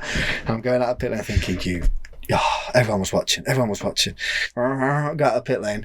Valentino comes past me into the complex and just gives us one of them. Gives us a casual outside handoff, thumbs up, in he goes. Do you think that was you know what you're doing? You know the stage that you're at now. Yeah. Do you think that, because he's human enough to think like that? I think he just thought, Fair play. Yeah, and I thought to myself, should I just pull in now and that's it, just retire from racing? Because I don't need to do anything else, because he's put his Rossi's thumb up. just giving me the thumb. And I'm on track behind him, and he's just giving me the thumbs up. I might as well just fucking pull in the tips. I remember him telling me that story because he came in and said, that Sam's a lovely lad. Yeah. You know what I mean? What a lovely... I gave Sam the biggest thumbs up of his life, you know what I mean? He's got a right opportunity this weekend. You know Shame about his brother Alex, you know what I mean? The weekend after at Misano, I followed him for 5 laps in FP4 and he didn't pull away from me. And I genuinely followed him, and I thought, okay, I've done all right there. And the hardest bit was accepting that you're going around the track the same speed as him, or similar. He was a bit quicker, but I'm going around similar speed. To Valentino It's like I struggled with that a bit. But what to compute it? Just to think, just to accept it. This is a mega situation I'm in, and I'm doing it, and I'm like, you got to believe in yourself that you can actually be there, aren't you? Yeah. But it was a nice situation. I did the 2 races. I finished in the points, my first ever go on the bike at Silverstone. It rained all of Saturday, and I finished 12th in the race. Got some points in MotoGP weekend. Fair play. It's what, like, that's ace, isn't it? That is a huge, like, that's not even, that is just a dream scenario, you know. Rossi's, you know, unbelievable. Even if he didn't give you a thumbs up, the fact that you can tow him, it gets better. It gets better than that. So turned up. I've just remembered. First So this is what happened that week. What year was this? This was 2016. So at 25 years old, I've won Suzuka for Yamaha. Bonus was ridiculous because they overpaid that race. That's another story. But asked him if can I go on the MotoGP bike. Next thing, you're in a race weekend on a MotoGP bike, and it's your home race at Silverstone. Yeah. So it's like goosebump stuff anyway. What you dream about. They've got me. I've got a massive motorhome, like the biggest motorhome you've ever seen. They've got for me for the weekend, so that's mint. I'm there with my missus.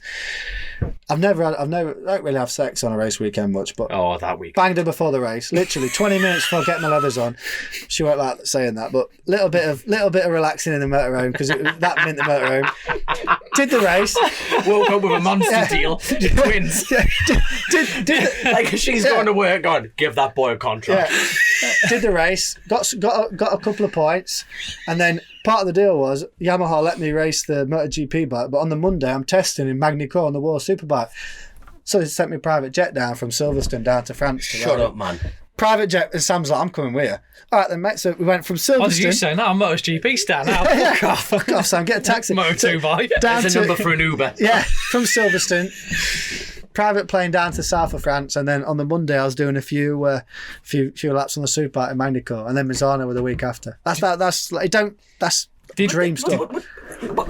Did that carry you into the next World Superbike round with a lot more confidence? Yeah, it was a tough year on the World Superbike because we had arrived in 2016, the first year of the project, expecting the bike to be at a certain level. Josh Brooks had won in BSB on the Yamaha, but the Milwaukee one. But it was the first year of that evolution of the R1. But because of electronics and many things, it didn't really. I was teammates with Sylvan, and it was a tough year. We couldn't get everything working well. We was a long way behind before we started. So we realised we had a lot of work to do. So to do Suzuka, have a good result there, have a good, I've got a lot of confidence riding the MotoGP bike and riding with them guys and being quite fast and competitive. So the year it was actually a mega year for me, even though on paper in World Superbike it was a tough year. The results don't, yeah. Did you find that you could take any of the technology away from what they were running on that Suzuka bike? Did you go, or are they sharing it anyway? There's stuff I could say, which I don't know if it's... You're a Kawasaki rider, don't worry about it, too. Yeah. No, but as in, had they put stuff on that bike? Me going to Suzuka and riding like I did has made the World Superbike project at Yamaha a lot better, because I was with a Japanese and I asked them to their face if they could help the World Superbike project. So and that communication isn't normally there. That year, the Japanese did a test in Portimao with Nakasuga and the Pirelli World Superbike, and people wouldn't know that on the 8-hour bike. And I believe a lot of that's because of your conversation. Sticking your neck out and going for Paul Denning will agree with me, but that's what happened, basically. So they don't normally talk? There isn't normally a crossover in communication with them? Not massively, because it's a full Yamaha Europe project, but now it's Yamaha Racing Italy. It's a lot closer. From electronic side, there's a little bit of crossover, but it's still funded by Yamaha Europe, the World Superbike programme. But yeah, that's even I'm struggling at that. It's just, was it anticlimactic, the fact of getting off, bombing around, chasing Valentino Rossi, and getting on that? No, don't get me wrong, private jet down, hopping on the Superbike. You're like, that is mate, you couldn't have written that. You know what I mean? You couldn't have written that. But like getting on, from that bike to that bike, where you're going around going, this is a bit shit. No, I was going around the World Superbike. The World Superbike was like the MotoGP bike then, the 2016 Yamaha had been so good for so long that it was just sorted. Without sounding, it was easy to ride. I shouldn't say that, but the tyre, it was the first year of controlled tyre, and the front Michelin, I don't understand. I kept closing the front, and I didn't have enough time on the bike to really understand the tyre. Not at that level, because I was pushing as hard as I possibly could, and you need more time, don't you, than that really. But I didn't have that luxury. I had to go for it because. You what chance have you got? Got a rip. Yeah, you got no chance. Yeah. So that was the hardest bit, was the front tyre. But the bike itself, honestly, was not.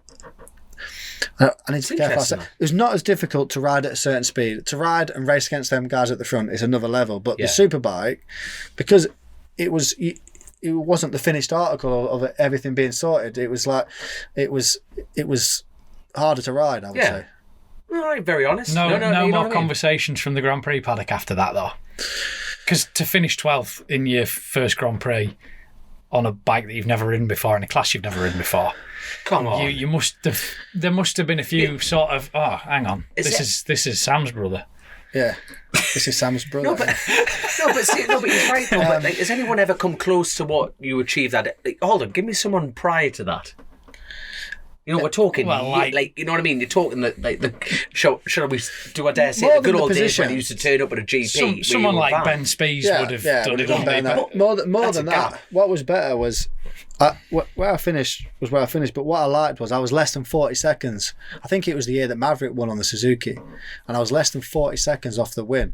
I think I'd like to check now, that I don't want to like make it sound better than it was, but I think I was like 20 seconds behind Lorenzo over the whole race. And I remember thinking, fucking hell, that's not bad. And bearing in mind, Saturday was wet. Yeah. So I only had Friday in the dry on a MotoGP bike, and then I'm straight, morning warm-up was dry. I'd arm pump like you wouldn't believe after 4 laps, because I'm like, didn't know how to do the start. But I remember thinking, I've done all right there. But yeah, I was so into the World Superbike project that, I never really had many options to go to MotoGP. I have done, actually, at certain points, on like but not a good bike. You'd be going in as like a development. It's a development. Not really team interested in doing that. Yamaha was good because after that first Suzuka, they were mega keen for the next year at Suzuka, and then they brought a relationship with the World Superbike. And I wasn't doing as well as I needed to do at World Superbike at that time. I think 2016 was the only year in World Superbike where I didn't have a podium, because on the Suzuki I had podiums since, but that year, and it was hard because. The reality was the bike wasn't where everyone expected it to be, so it's hard for everybody, hard for the whole project. So I had to stay in World Superbike, and then obviously it got better, and then I missed the boat because I was a bit old, really. That's that. That's all she wrote on World MotoGP. Fair, it's more than most people are ever going to get a sniff at. To be fair, crashed it a few times, but did you? Yeah, Hervé Pont. Yeah, of course it is. But you got two choices. Just trying to get feel. Yeah, I couldn't feel the front. The front was always on the front. But that year was the first year of Michelin, a lot of front crashes. And it was one. I found it quite harsh, really. I think maybe that's what went against me. But the crashes went against maybe, but the perspective is you're going to jump on a MotoGP bike with no experience and race against the best guys in the world on bikes they know, at tracks they know. You're on a bit of a wing and a prayer, really, aren't you? So to do what I did was good. I remember in the free practice at Misano, a track that I'd not really gone well at, I was like 12th, 11th, 12th in the sessions, 1 second from the fastest, thinking I could do all right at this if you had a good go. But you're going to crash. You either ride around at the back.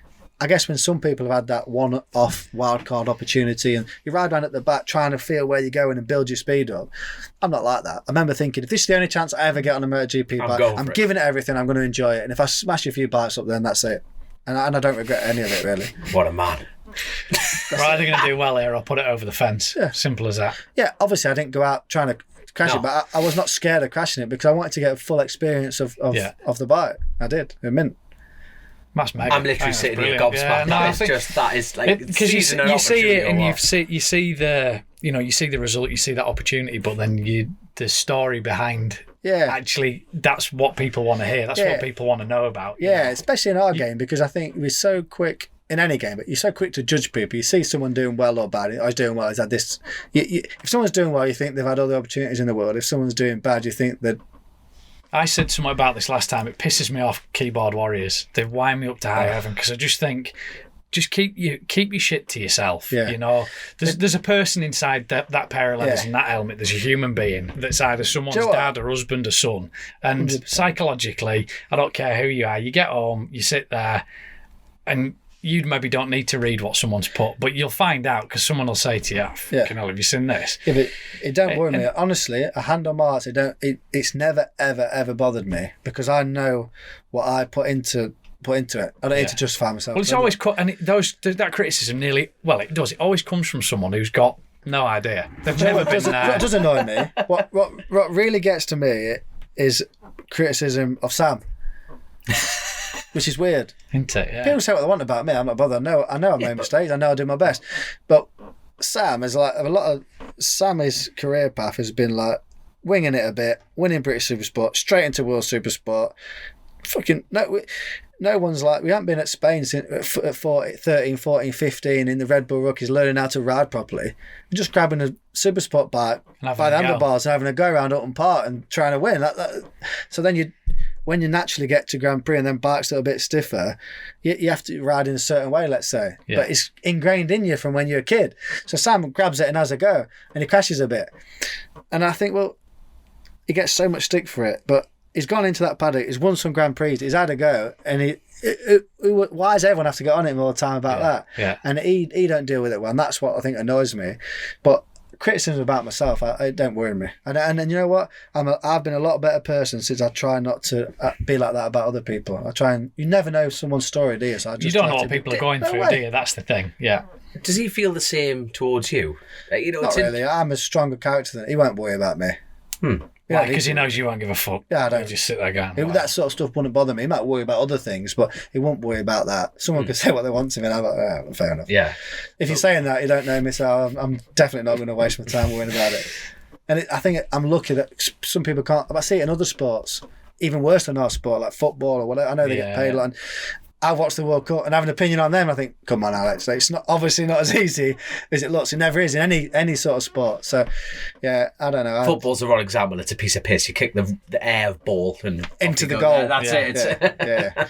Bad example, but in general, I think it's. Yeah, I know what you mean. Yeah. It's keyboard warriors sitting on the sofa doing the best, aren't they? You know what I mean? Rile me die, haven't I? Just thinking I've got a mortgage to worry about or cutting the grass or something. Just go away. Yeah. Yeah. But yeah, so it does it. Sometimes it gets me about Sam. But what was your last year on that Yamaha? 19. 2019 was the last year. Do you know what? The only thing I will say that would have been a bit better for me is. At 19 I rode well. I had like a full 12 months from the middle of 18 to the middle of 19. I had a full calendar year where I had no DNFs, which was good for me. And then 2019 finished third in the championship, finished the year strong, went to Kawasaki, and then I won the first race, and then we had COVID. We had like 5 months at home, and if we could have kept going then and kept that momentum going, I think I would have. I think it would have been good for me, but I'm building it back up now. So, but yeah, 2019 was the last year on the Yamaha. You've got some tough competition, haven't you? It's good, isn't it? It is good. No, I think it is good, and like you say, you're there, out. You're knocking on the door with it. It's just that last little when I bit. start thinking about this, because I'm no different to any of you, but when you start thinking about it, you can wind yourself up about any of it. But then I think, well, I'm pretty decent as well, and I'm working my balls off, and I'm going to make sure that I get to that first race, and I've done the work on my tyres, I've put the effort in, so that if they want to beat me, they got to beat me as well. I want to be just as strong opposition as they are. And I've stopped, like in the past, I used to be like, I want to win, I want to do that. All I try and do now is every day I ride a bike, I try and do the best I can. Yeah. And if it don't go right, the next day I'll try and do it again. Yeah. And again. And then I'll get to the end of the year and I see where I am. I'll either be good or not. But worrying about it, what might happen, or others, I just can't control it, can you? I think, like we briefly touched on it earlier in the interview, it's like when you talk about your Yamaha experiences and everything was like Yamaha and championships and then swapping over, and how nervous were you to the change to Kawasaki? No, what made me nervous? I was excited. I was excited to ride with Johnny because he's in my World Superbike career, and obviously on paper he's one of the best ever. Oh, 100%. So it's been hard jumping into his team. Not his team. I shouldn't say it like that. But naturally, when you've won 6 world titles, if you say He's the bench. He's the benchmark, and if he wants the front wheel in the back, then that's the right way to do it, isn't it? Yeah. So it's hard sometimes to come in with that sort of, and you can't argue it works for them. But I wasn't nervous. Not directly like towards Kawasaki. It's just like, you know, when you know something works, you know, like. The Yamaha. No, I mean, I was sad to leave Suzuki Yamaha. or Honda, or, you know what I mean? It's that for me. It's a bit like you can. Me sitting here listening to your story, you're like, we could see the progression. You know, Yeah, I was sad to leave Yamaha. If I'm honest, Yeah, the relationship I had with Yamaha, the 8 hour that I felt like I did so much for that project. I remember some tests in the winter doing 120 laps at RF to try and make the bike and that better, and I felt like it was getting better, and it was still getting better. And maybe when I got off it, I was in what I felt a little bit, and I don't begrudge Yamaha, because if you have the opportunity to sign Top Rack and he's gone and been world champion, it's fully justified, and he's a good lad, and they've done well. But everything was going the right way. Yeah. I was beating Van der Mark, I was doing well, the bike was getting better, and as the bike got better, my results got better. So it was a shame, and I was very close with that team. Do you almost feel like it's unfinished business as well, because you didn't get to finish your project almost? Yeah, I was happy for them, honestly, when they won the championship. I would like to win the championship, but they've put a lot in, and they deserve that. But yeah, I would have liked to have. I think that next year, 2020, I think I would have been very strong on the Yamaha, I think. But it's easy to say that. yeah. Because I won the first race on the Kawasaki, and when I jumped on the Kawasaki, I didn't feel as good as I did on the Yamaha. It took some time because I'd been on it a long time. It's natural that there's always that transition period. When they set that bike up for you for the first time, that Kawasaki, did you go in and say, all right, boys, I normally have it like, I tend to like it nose heavy, or did you give them that scope, or did they kind of go, this is what we've done with Jonathan, so this is where we're going to put it as a starting point, and we work from there? Yeah, basically it was just, they told me how to have it and I had to ride it. Yeah. And that was hard to start with. Yeah. Because I felt like... Because that's the Jonathan Ray influence there. I felt like I'd earned the right... Because like we were saying, that Yeah, I felt like I'd earned the right... Yeah. Obviously, as a rider developing the Yamaha, you got to say that I was the only guy that was there the whole time in the first years. I put a lot into it, and it was getting better. So obviously, some of what I know how it needs to be. I find it hard because they were like, "Well, this is what works, so you need to ride like that." And when I said I can't do this, I can't do that, rather than helping me with the bike, they would talk to me about my riding, and I'm like, well, you're the problem. Yeah, I was the problem. We know it works because he's done it, and that was hot. Yeah, which was tough. Yeah, that was tough the first year, because it's like, well, I don't do it like that. I do it my way. I do it my way well. Got to gain your own respect from them, and that's what's had to happen. And at the start, I was getting a bit, and I thought, that's not going to work. I need to find a way to manage this. And obviously, okay, so different crew chief. First time I'd worked in a foreign team, because Crescent was English. A lot of the guys were English, and they're half Catalan, some Japanese, some Spanish. I had some experience with a few of the foreign engineers in Yamaha, but this was a full team that was okay. So how's it all working? And that's one of the such big teams now, very political, and it's understanding how to get what you need from the bike without just coming. If they're not going to come in and just listen to you, you need to find another way to do it. And I had to earn my respect, but it's good now.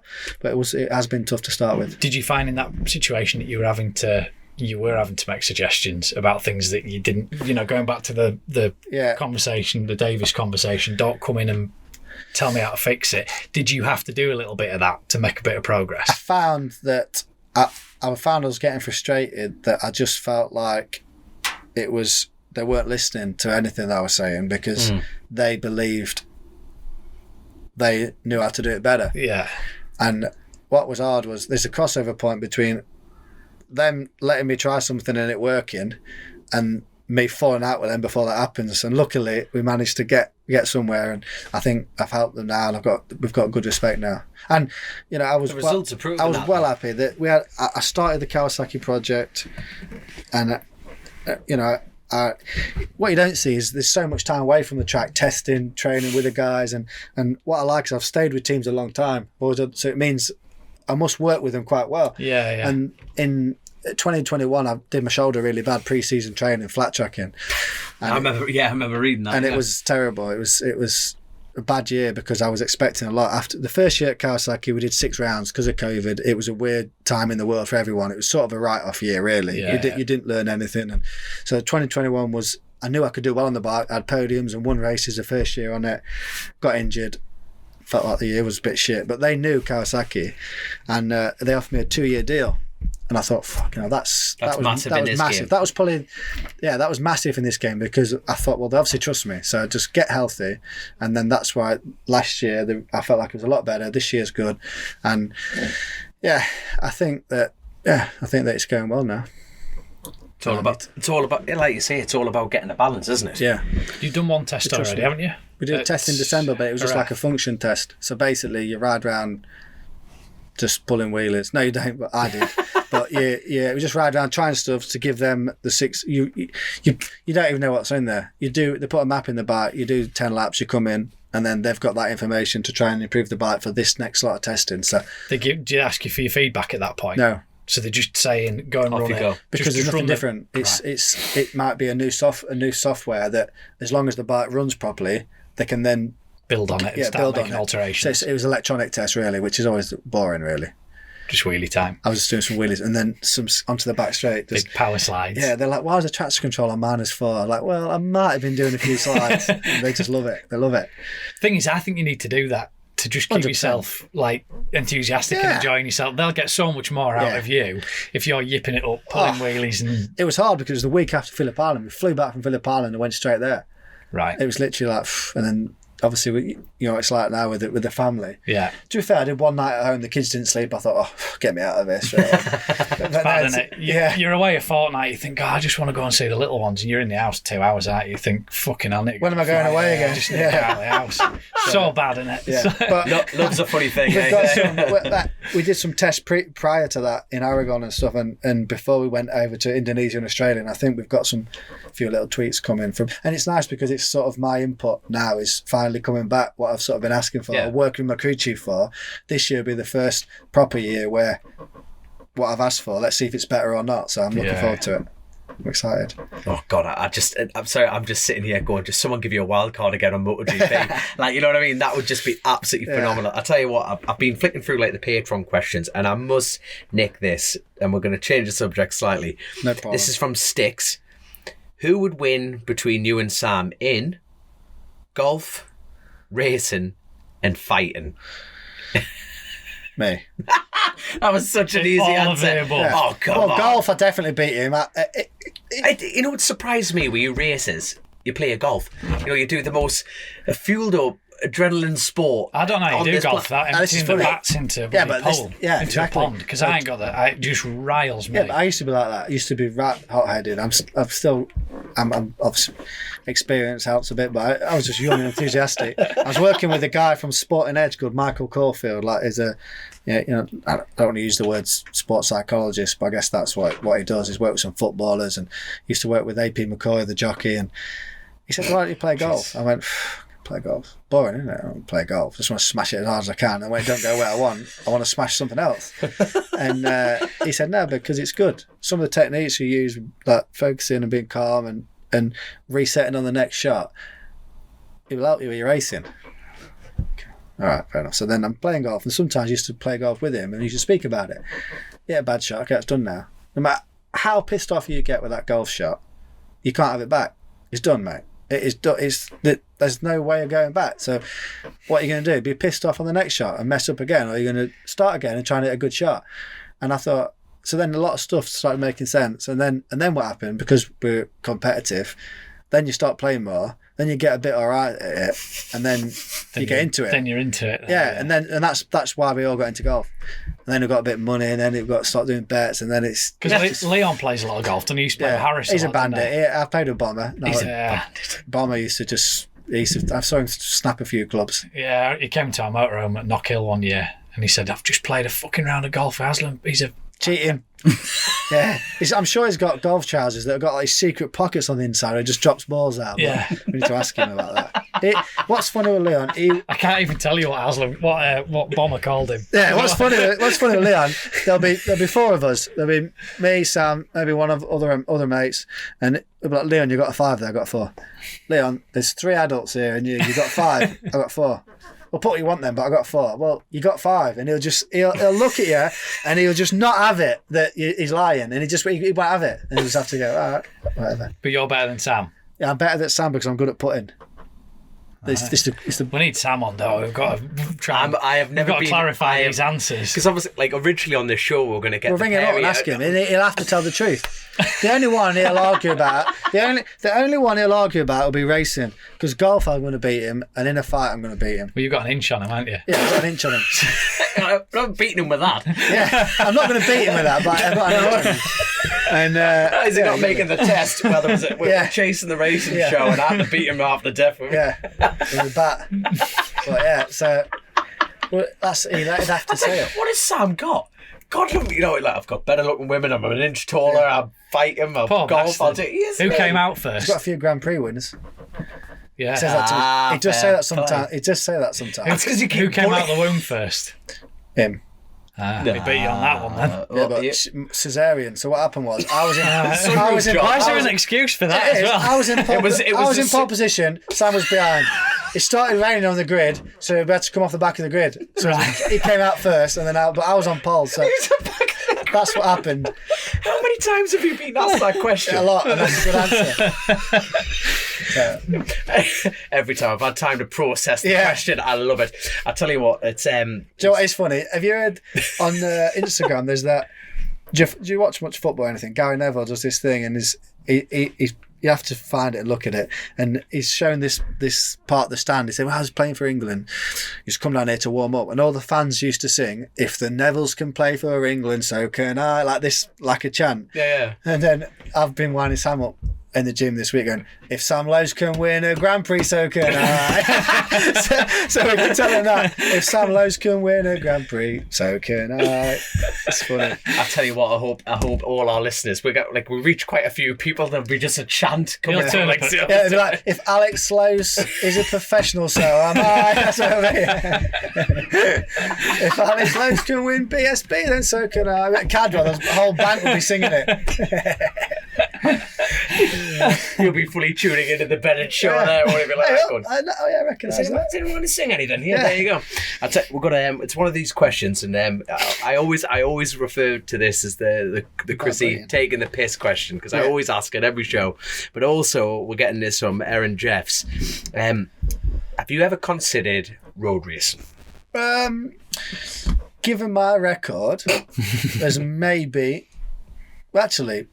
I don't crash that much, but let's say the Lowe's twins, we got this bracket of crashing, and honestly, it's all Sam. A lot of it is Sam. Last year I had 6 crashes, which is unreal, really. 6 crashes, testing, and racing, everything. It's not many, really. That's not when you come. Yeah, you compare to the season. Sam has a few, but he's a tryer. And but anyway, let's say given the record of being a bit of a crasher, I don't think it's the right. And Have Dean you done Harrison a parade round that? No, but Dean Harrison I was watching on board with Dean, and he was doing a commentary of the full lap. I was thinking, fucking hell, I've never used a braking marker in my life, and he has to use that many markers and references. I'm like, honestly, mate, I'm not cut out for that job. I'll just get lost. Well, and obviously I know you have to really do a lot of.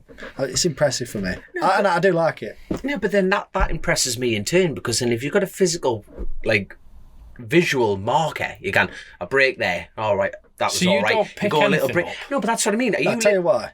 Because if that's my braking marker there, this is my theory when I was younger. I'm going to brake there every time, but I don't want to go faster. You need to brake there, but you're still going to brake there because you're going to brake there every time. I just thought, nah, not doing that. So you just do it on feel. Yeah, just. And I think now. Yeah, it's working all right for you, to be fair. There's a couple of places. After a real long straight, like Magny-Cours, that long straight with a bit of an angle. Yeah. I find something there, but only after a real long straight. In general, I don't use many markers now, but a lot of people I've spoke to don't. And then you go and you get to learn how to ride on a focused on any track day. Track days, they put a cone out. But I guess I know it's different, but yeah, and I think, okay, no, I don't use them. I need a cone. I need to put my own cones out. I think I might go faster. If you watch World Superbike this year, and I've got a few cones lined out, you know that I've tried something different. Spray paint on the floor. There you have some of that. Yeah. Everyone chanting in the background. I love that. I'm going to be singing that on the way home. It's a long drive home. Me and him just singing away. So, okay, in theory, now we talked about this, so it's a bit, you're not in Worlds, and you feel like you're not going feel like you're not going fast enough anymore, in your opinion? You feel like you're not pushing for wins at that point, and you would honestly never go back to BSB. You would just Well, I don't know, because you can't speak for like until that situation is there. Do you know what I mean? Because if I don't get a good ride in World Superbike, but I still feel like I'm fast enough to, then I might still feel so. But what I mean is, when I don't have the motivation to feel like I can still push, I won't want to go back to BSB and say I want a load of money to come back. I'd want to do like a test at Cadwell or a tough track, see if I was still fast enough, and see if I've still got it, and then make a decision. I wouldn't just want to go, you know what, I've been in World Superbike, I won BSB 10 years ago. No one gives a fuck who won BSB 10 years. It's not going to help me now. Yeah, exactly. I'd need to know if I was fast enough to have the motivation to give it everything I've got, because I feel like, regardless of the money, it's not fair to come back and take a spot of someone that's been where I've been, pushing the balls off, maybe winning Super Stock or Super Sport, that wants to get a step up. Why should you come back and take a ride? I'd only come back.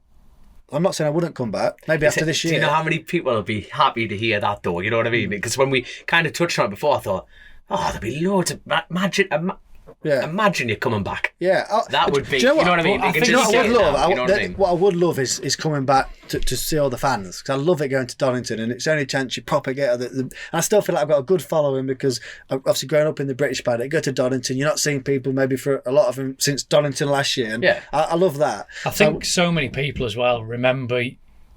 I do, because we raced 125s together in like 2006, was it? Like the KRP days on it. There was Westy and Dan Cooper, and all them boys were doing it. And I think people do have like almost a bit of an emotional attachment to you and your brother, because it's the Lowe's boys. It's the little blonde-haired lads that were maybe smashing bikes up. But do you know what I mean? I wouldn't like to do that. I wouldn't like to. I wouldn't want to stop racing before I feel ready to, and then feel like I still want to ride. But I wouldn't want to come back to BSB, ride around in 10th, 11th place, not really enjoy it, and then be remembered for that. I'd want to be decent. Yeah. You know what I mean? And I'm not one of these riders that sits there and thinks, well, riding World Superbikes, so BSB's easy. I understand exactly, because I follow it. I follow every class. I know who's doing what in all the classes. So I know how hard BSB is for what it is. I know how good I am, but it's a completely different way of riding. You have to ride completely different at Oulton Park and Cadwell Park. But if I still had the motivation, I had a good ride, and I tried it, and I was quite quick, then maybe. But I'm not. I still think that I've got a good few years of World Superbike, and I'd like to make a good step, win some races, and I'm still dreaming about challenging for a World Championship. Good man. Because Jonathan's talked about maybe another year or two, and then that's it, really. And he's saying he'll step back. Do you think he will? Nah. The thing is, with Johnny, I still feel like he's got a lot of fire in his belly, and he's still riding well. And he's 35, coming up 36. He's not like he's 40. He's still young, isn't he? And he's got the drive. As long as you're winning races and you're at the front, I don't think age really matters. I feel like if you get to 38 and you ride around in 10th, 11th and moaning, that's what you see it, don't you? They start to moan and make excuses. But if you're at the front, you're doing your job and you're loving it, I think, why should he stop? Obviously, he can stop whenever he wants. He's got a lovely family and it's up to him. But you're long time stopped as well, aren't you? That's the other side of it, when you step back from what you've done, aren't you? But we talk about we were actually talking about it on the way down, the age stigma element. It's a bit like, but here's a question. When you look at like Moto3 and stuff like that, and what is the age? They've actually raised the age to 16. Is that correct? Yeah, I don't know. It was 13, wasn't it? It's all too young. I feel like there we are. That's the question. I feel like I wish it was all a bit delayed. I feel like we should let kids be kids. If everyone started the whole journey 5 years later, it won't make no difference, because everybody's career would just be a few years later, and you won't get people at 26 years old with nowhere to go, done a few years of MotoGP, and then all of a sudden be like, well, what do I do now? And arguably they've had the most important years of where they figure out what they're going to do. Yeah, they dropped in the. Well, I think, hang on, I've dropped out of school. I haven't done anything else. So I do think it's an issue. You're going to end up with the whole MotoGP grid being less than 26 years old. Well, what they're going to do is the whole grid going to stay the same for 10 years. It can't, can it? And it's a safety thing as well for me. I think, if you make them, like, say, hang on 4 or 5 years, you've got lads in Moto2 that aren't 15, 16-year-old headbangers. You're putting in there just a little bit more maturity. Where the problem is the Spanish and Italians, they've been riding so long. Around car parks and Me, at 15, 16 was 3 years behind them. Yeah. Because from 8, they'd been riding around small tracks, small go-kart tracks, and the out of school every Wednesday afternoon to do a bigger go-kart track. We're just so far behind. So you get to Grand Prix and you're actually, in terms of how much riding that you've done, you're 13 and they're 16. And that, but I just think that as long as you've got, it's like anything, you've got to do what everyone else is doing, haven't you? And that's why it's all got less and less and less, and they're trying to get the next MotoGP kid at 17. You don't need to be in MotoGP at 18. Go at 23 and do 10 years, can't you? Yeah. You don't need to be, but they're just because Marquez and they all change it. But you have to be, like, even Valentino did his 2 years in 125. He did his 2 years in 250, and then he moved up. And they don't do it anymore, do they? They're just trying to get him in there, fast tracking people. Like Darren Binder didn't need to be fast tracked to MotoGP, did he? No. I mean, obviously it worked for Miller. It worked. He had a few bad years, but being Australian, they needed one in there. Casey had stopped it. A few things went for him. And being a good mate of his now, I'm happy it did. I think he's a very, very talented rider. But if it didn't quite go for him them first 2 years and didn't get another opportunity, which he might not have done if he was from somewhere else, because he didn't go too well to start with, what would he be doing now? And I think he's one of the best, most talented riders we've got. Maybe stacking shells in Bunnings, wouldn't he? It's fishing, wouldn't it? That's the problem, isn't it? That's the problem. It's almost not fair on that individual, is it? You know. Because hindsight in this game would all be world champions if we had hindsight. No, but it's, if you went back to the 19-year-old you and said, let's just fast track you to MotoGP, you would jump on it, wouldn't you? You would, but that's where the need. I would have crashed my brains out, and I probably wouldn't be racing now. Though. No, but that's the hindsight element, isn't it? But like the thing is, if I've not done that at all, but like we were talking about the fact of like you're on a bike and you think I may never get this opportunity again. Yeah.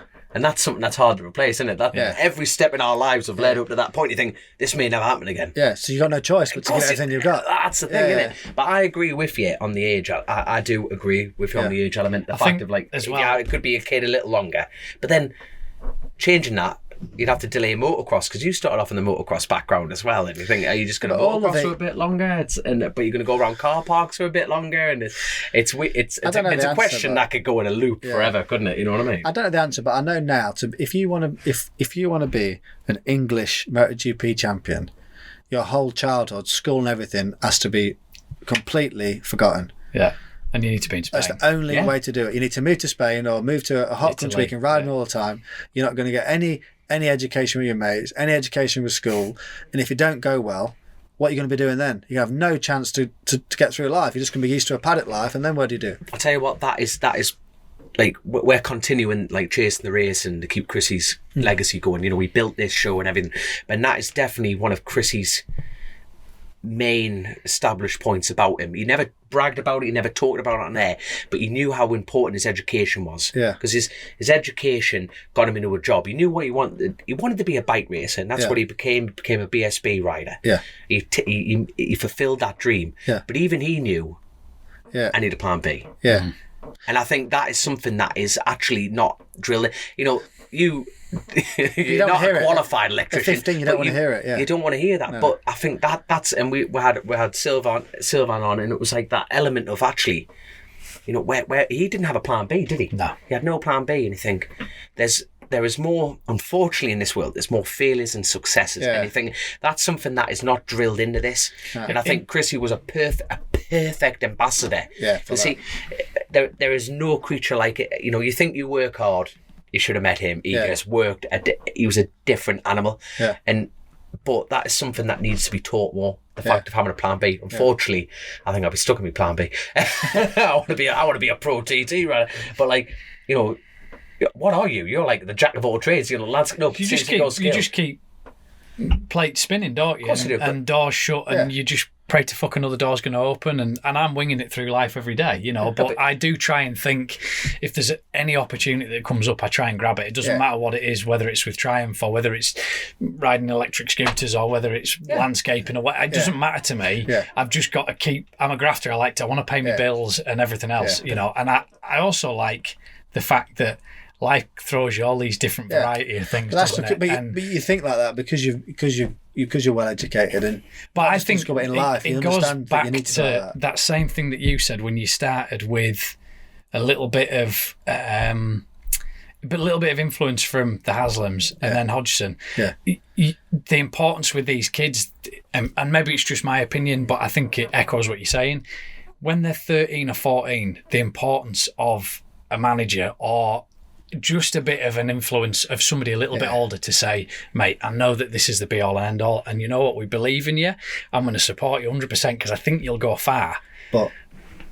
But 5 days a week for 6 hours a day, you're going to go in there and you're going to fucking listen. Yeah. And if you don't, that isn't going out the garage. Yeah. And that's why I'm thankful to my dad. I had that. My dad said, I respect that. You're a little bastard. We're not going racing. Yeah, simple as that. Done. You do your study and we go racing. I don't think there should be any alternative to that because it just makes little bastards, and that's what you end up with. And we've got that. I've seen it.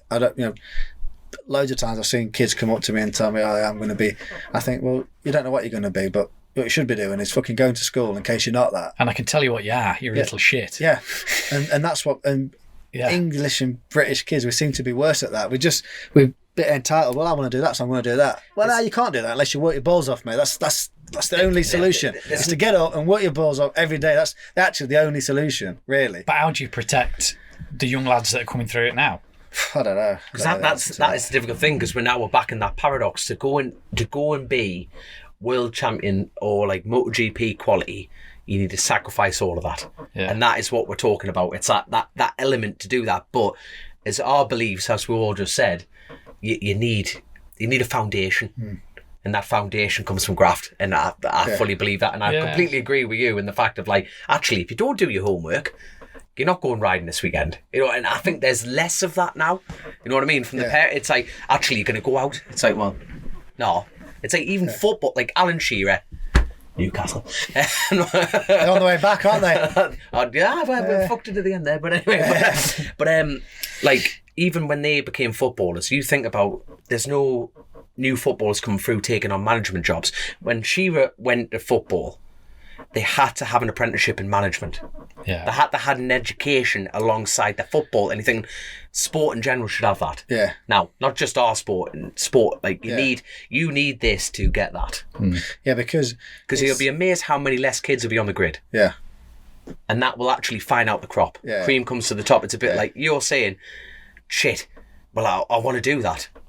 No, but I've got to do that to get to that. A lot of kids can't, especially the people brats. want it, but they don't. The people want to do it, but they don't want to work hard. They want it delivered. Yeah. There's 80 grand for a ride. Yeah. Go, you just crack on, son. Yeah. And they think the world will deliver it. So actually, if you do this, you get that. Yeah.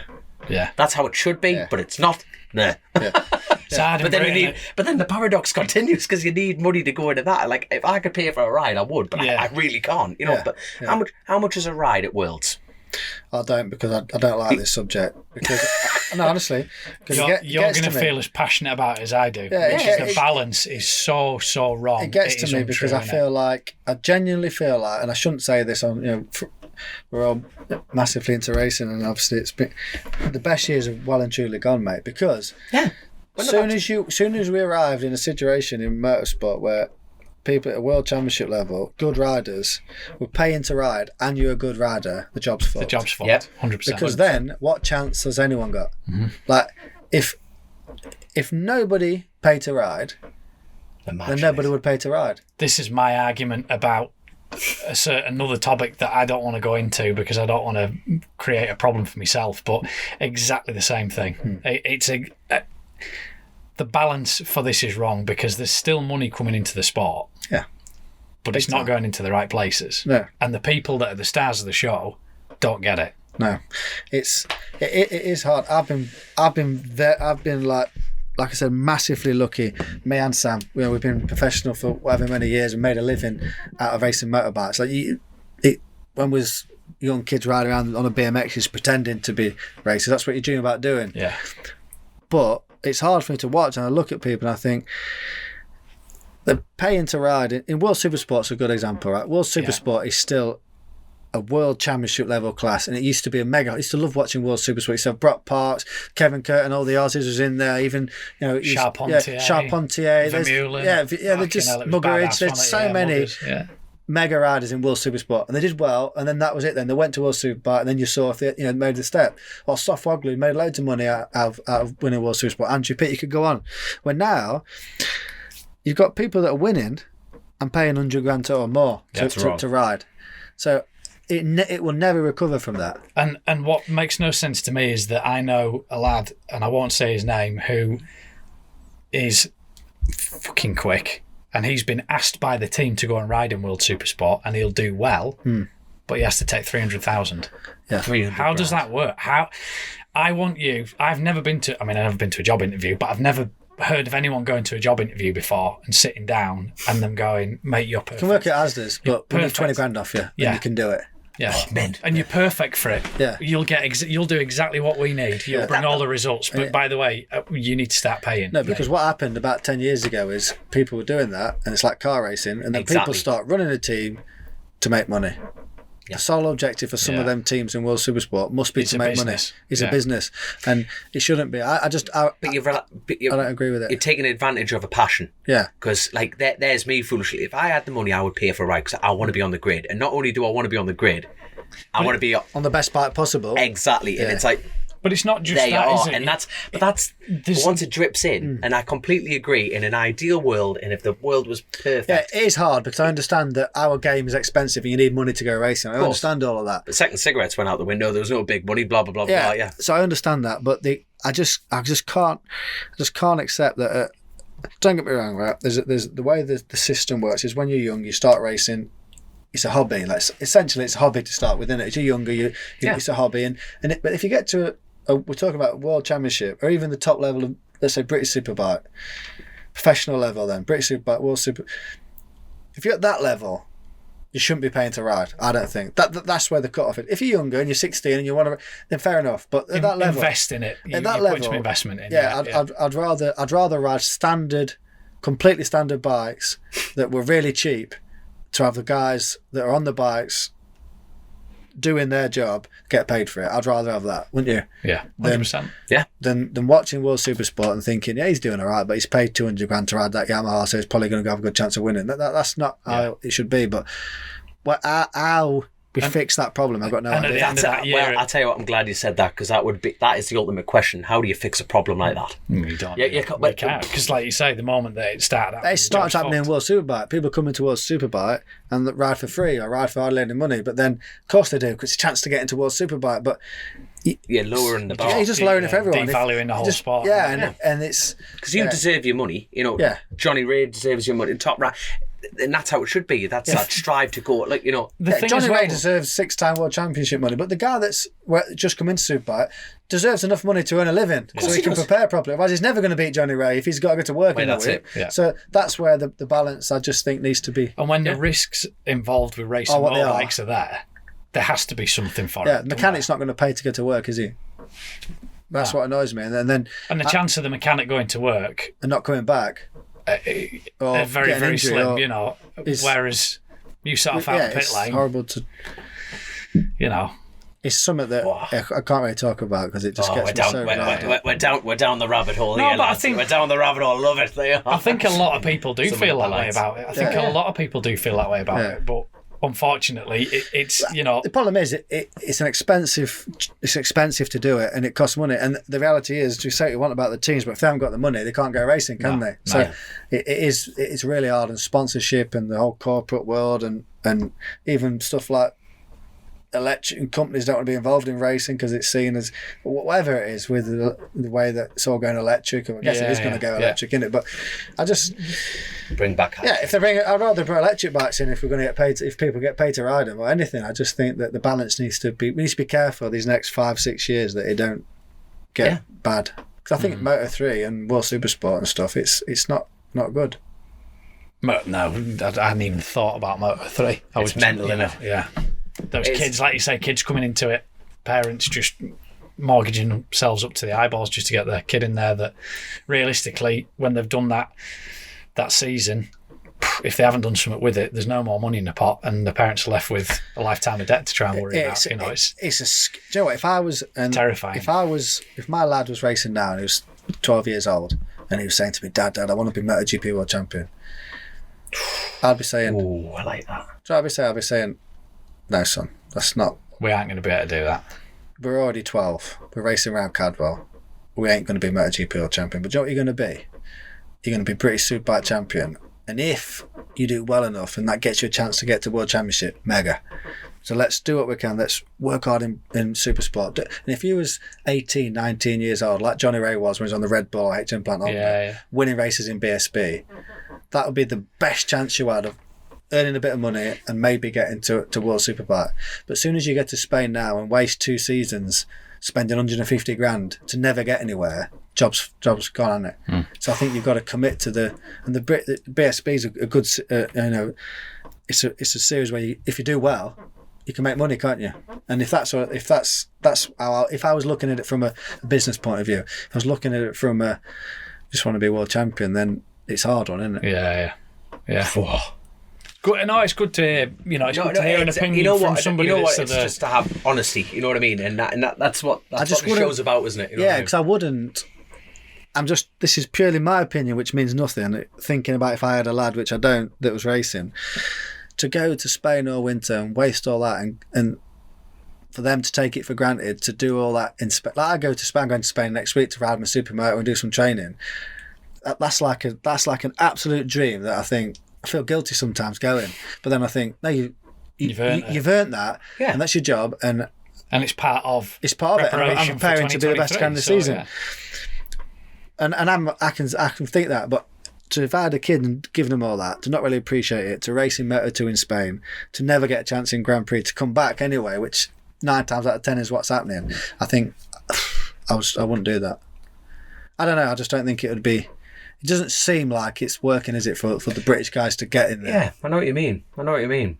And in turn, hopefully, that'll actually improve everyone's attitude in the long run, if you know what I mean. But if more people realise... Because we had that. 15 years ago, we had Sykes, Crutchlow, Johnny, Jonesy, bless him, Haslam, all of them in BSB as young lads in BSB doing mint, and some have gone to MotoGP with Carl and some World Superbike, and that's that year, that sort of amazing, wasn't it? Class that was mega. And then you had Lavia and some of the older boys still there, and it was just it was proper mint for. I think that's what we're known for, isn't it? I think you should stick to that. Obviously, we're desperate to get someone in MotoGP, but we can't. You can't learn to ride on Alton, Cadwell, stock bikes, and then expect to be challenging them guys that have been on what they've got from their age. I think you're too much at a disadvantage, aren't you? Yeah, you're a long way behind, aren't you? And we don't have prototype bikes over here, do we? No. We don't have big, long, fast-flowing tracks like that. We don't have the climb. We're not a nation of people that are like massively into it. No, we're the minority, aren't we? We are the minority. No one's massively helping you go to ride around a go-kart track. All they're trying to do is, that's a bit noisy. It's too noisy, shut it down. They do everything they can to not help you. Yeah. You get to Spain, you're there, go-kart track's closed, you ring them up. Yeah, no problem. Give us €20. We'll come down, open it for an hour. Yeah. I mean, and that happens all the time, stuff like that. Oh, you ring them up. Any chance I can ride tomorrow? Yeah, if you give us €100, you can do a couple hours in the afternoon, no problem. Or whatever. They want to help you because they love it, don't they? Yeah, you come down and you sign them a knee slider, or you take a picture and they put it in the little cafe at the go-kart track. Where it don't happen in England. In England, they're running. The people running the tracks, they wouldn't know anything about racing or really care. And the moment if you you're ring and say, "Oh, I've got a pit bike, can I come?" No, get out. That's too noisy. We don't do bikes. So it's that's more of the issue. And obviously in the winter you don't want to be. We haven't quite got the weather, are we? For it, but we've got some cracking go-kart tracks, haven't we? Yeah. That would lend itself to getting kids out there early on. Get like a little training schools going. We could do that easily over here if we had the support of. Yeah. The nation. Yeah, I'm not saying I'd run for Prime Minister because that I'd vote you, mate. I would vote you. That's sort of. Alex will vote you. That's 2 votes. Yeah. You've got a chance, I think. Do you reckon? Yeah. Well, I can't fuck it up anymore, could I? Oh, class, man. So, I tell you, on a slightly different note, so what does the future hold? So, you're going to Spain testing? What's after Spain? The immediate future, so I'm going to Spain next week, a bit of supermoto riding on my new Kawasaki hybrid Husqvarna. Nice. Yeah. It's giving you the opportunity not to say that. You gave us the opportunity not to say Husky. I'm not Fabio Husky. Yeah. It's a the black bike it's Husky with Cowie stickers in it. So if anyone sees it on the social media, that's the new Kawasaki supermoto bike. Big fan. Special edition. I'm going to ride it next week. Then I'm back for a few days, and then we've got 2 days in Jerez testing, which pretty much most of the Superbike grid are there, and 2 days in Portimao. Is that an official test? No, it's not official, but it's like an unofficial test. But most of the teams will be there, and then we go out. I go out to Australia on the 14th of February. Right. And that's where it all kicks off. Full families going, wife, kids. Class, man. Class. I just thought about... Do you need someone to carry your bags? I'm available. You can, yeah. A 26-hour flight with chimps. No, but I've got to go earlier. Oh, you jammy bastard. I'm hoping... So you're leaving her to do it? Cos, don't listen to this because little white lie. I've that media event I've got to do. Well, I can't travel with you. It's might be on the golf course with Rocky, but let's not get into the fine detail about that. One social media pic. Yeah. Sorted. So she's flying out with the girls on the 16th. Confidence that your missus isn't going to listen to this. Now, I reckon we're about 2 hours in, so we'll make a note of the time and we'll just tag her in. Yeah. Don't listen to the pod, just go straight to that and listen to that conversation. Yeah. So, God love her. God love her. That's that'll be nice. So you're going to stay out there for? Have you got time to have a bit of holiday? Indonesia the week after, but we're going out early because we have the 2 days testing. We've got another team launch sort of pitches on the weekend before, so we have to go out early anyway. And then we've got a 2-day test, a few days off, Phillip Island. Just gonna living the dream. Beautiful part of the world. Yes. And I tell you what, one of my final closing questions even is predictions. You gotta love a prediction.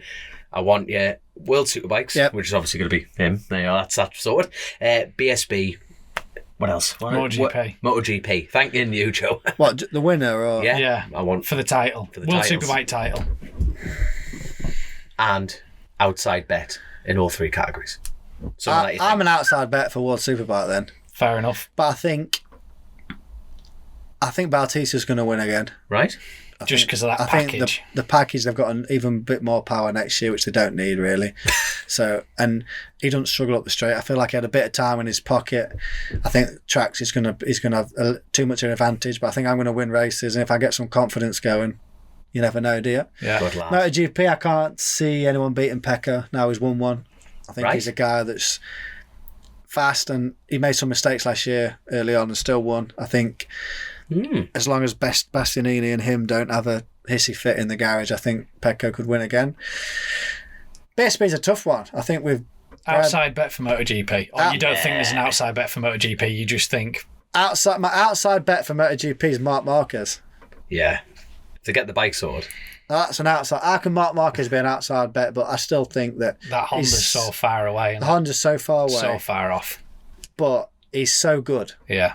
If he's anything like fit and healthy and confident, he's an animal. So that's my outside bet. And to be honest, I'd quite like to see him just come back and because imagine what he's been through. Really. Yeah. And BSB's hard one. It's always hard to call BSB, but I think with Bradley Ray and Taron moving out, sort of blown it open a bit more. I think BSB and the change of format is asking for someone to really take hold of it. And I think O'Halloran is his chance. If you don't win it this year, I think the showdown's gone against him obviously the last couple of years.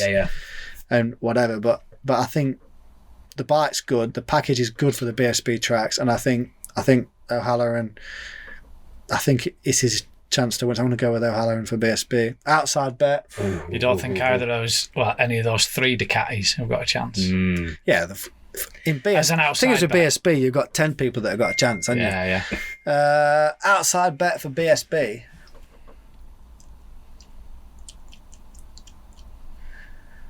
I'm going to go Lee Jackson on the Kawasaki.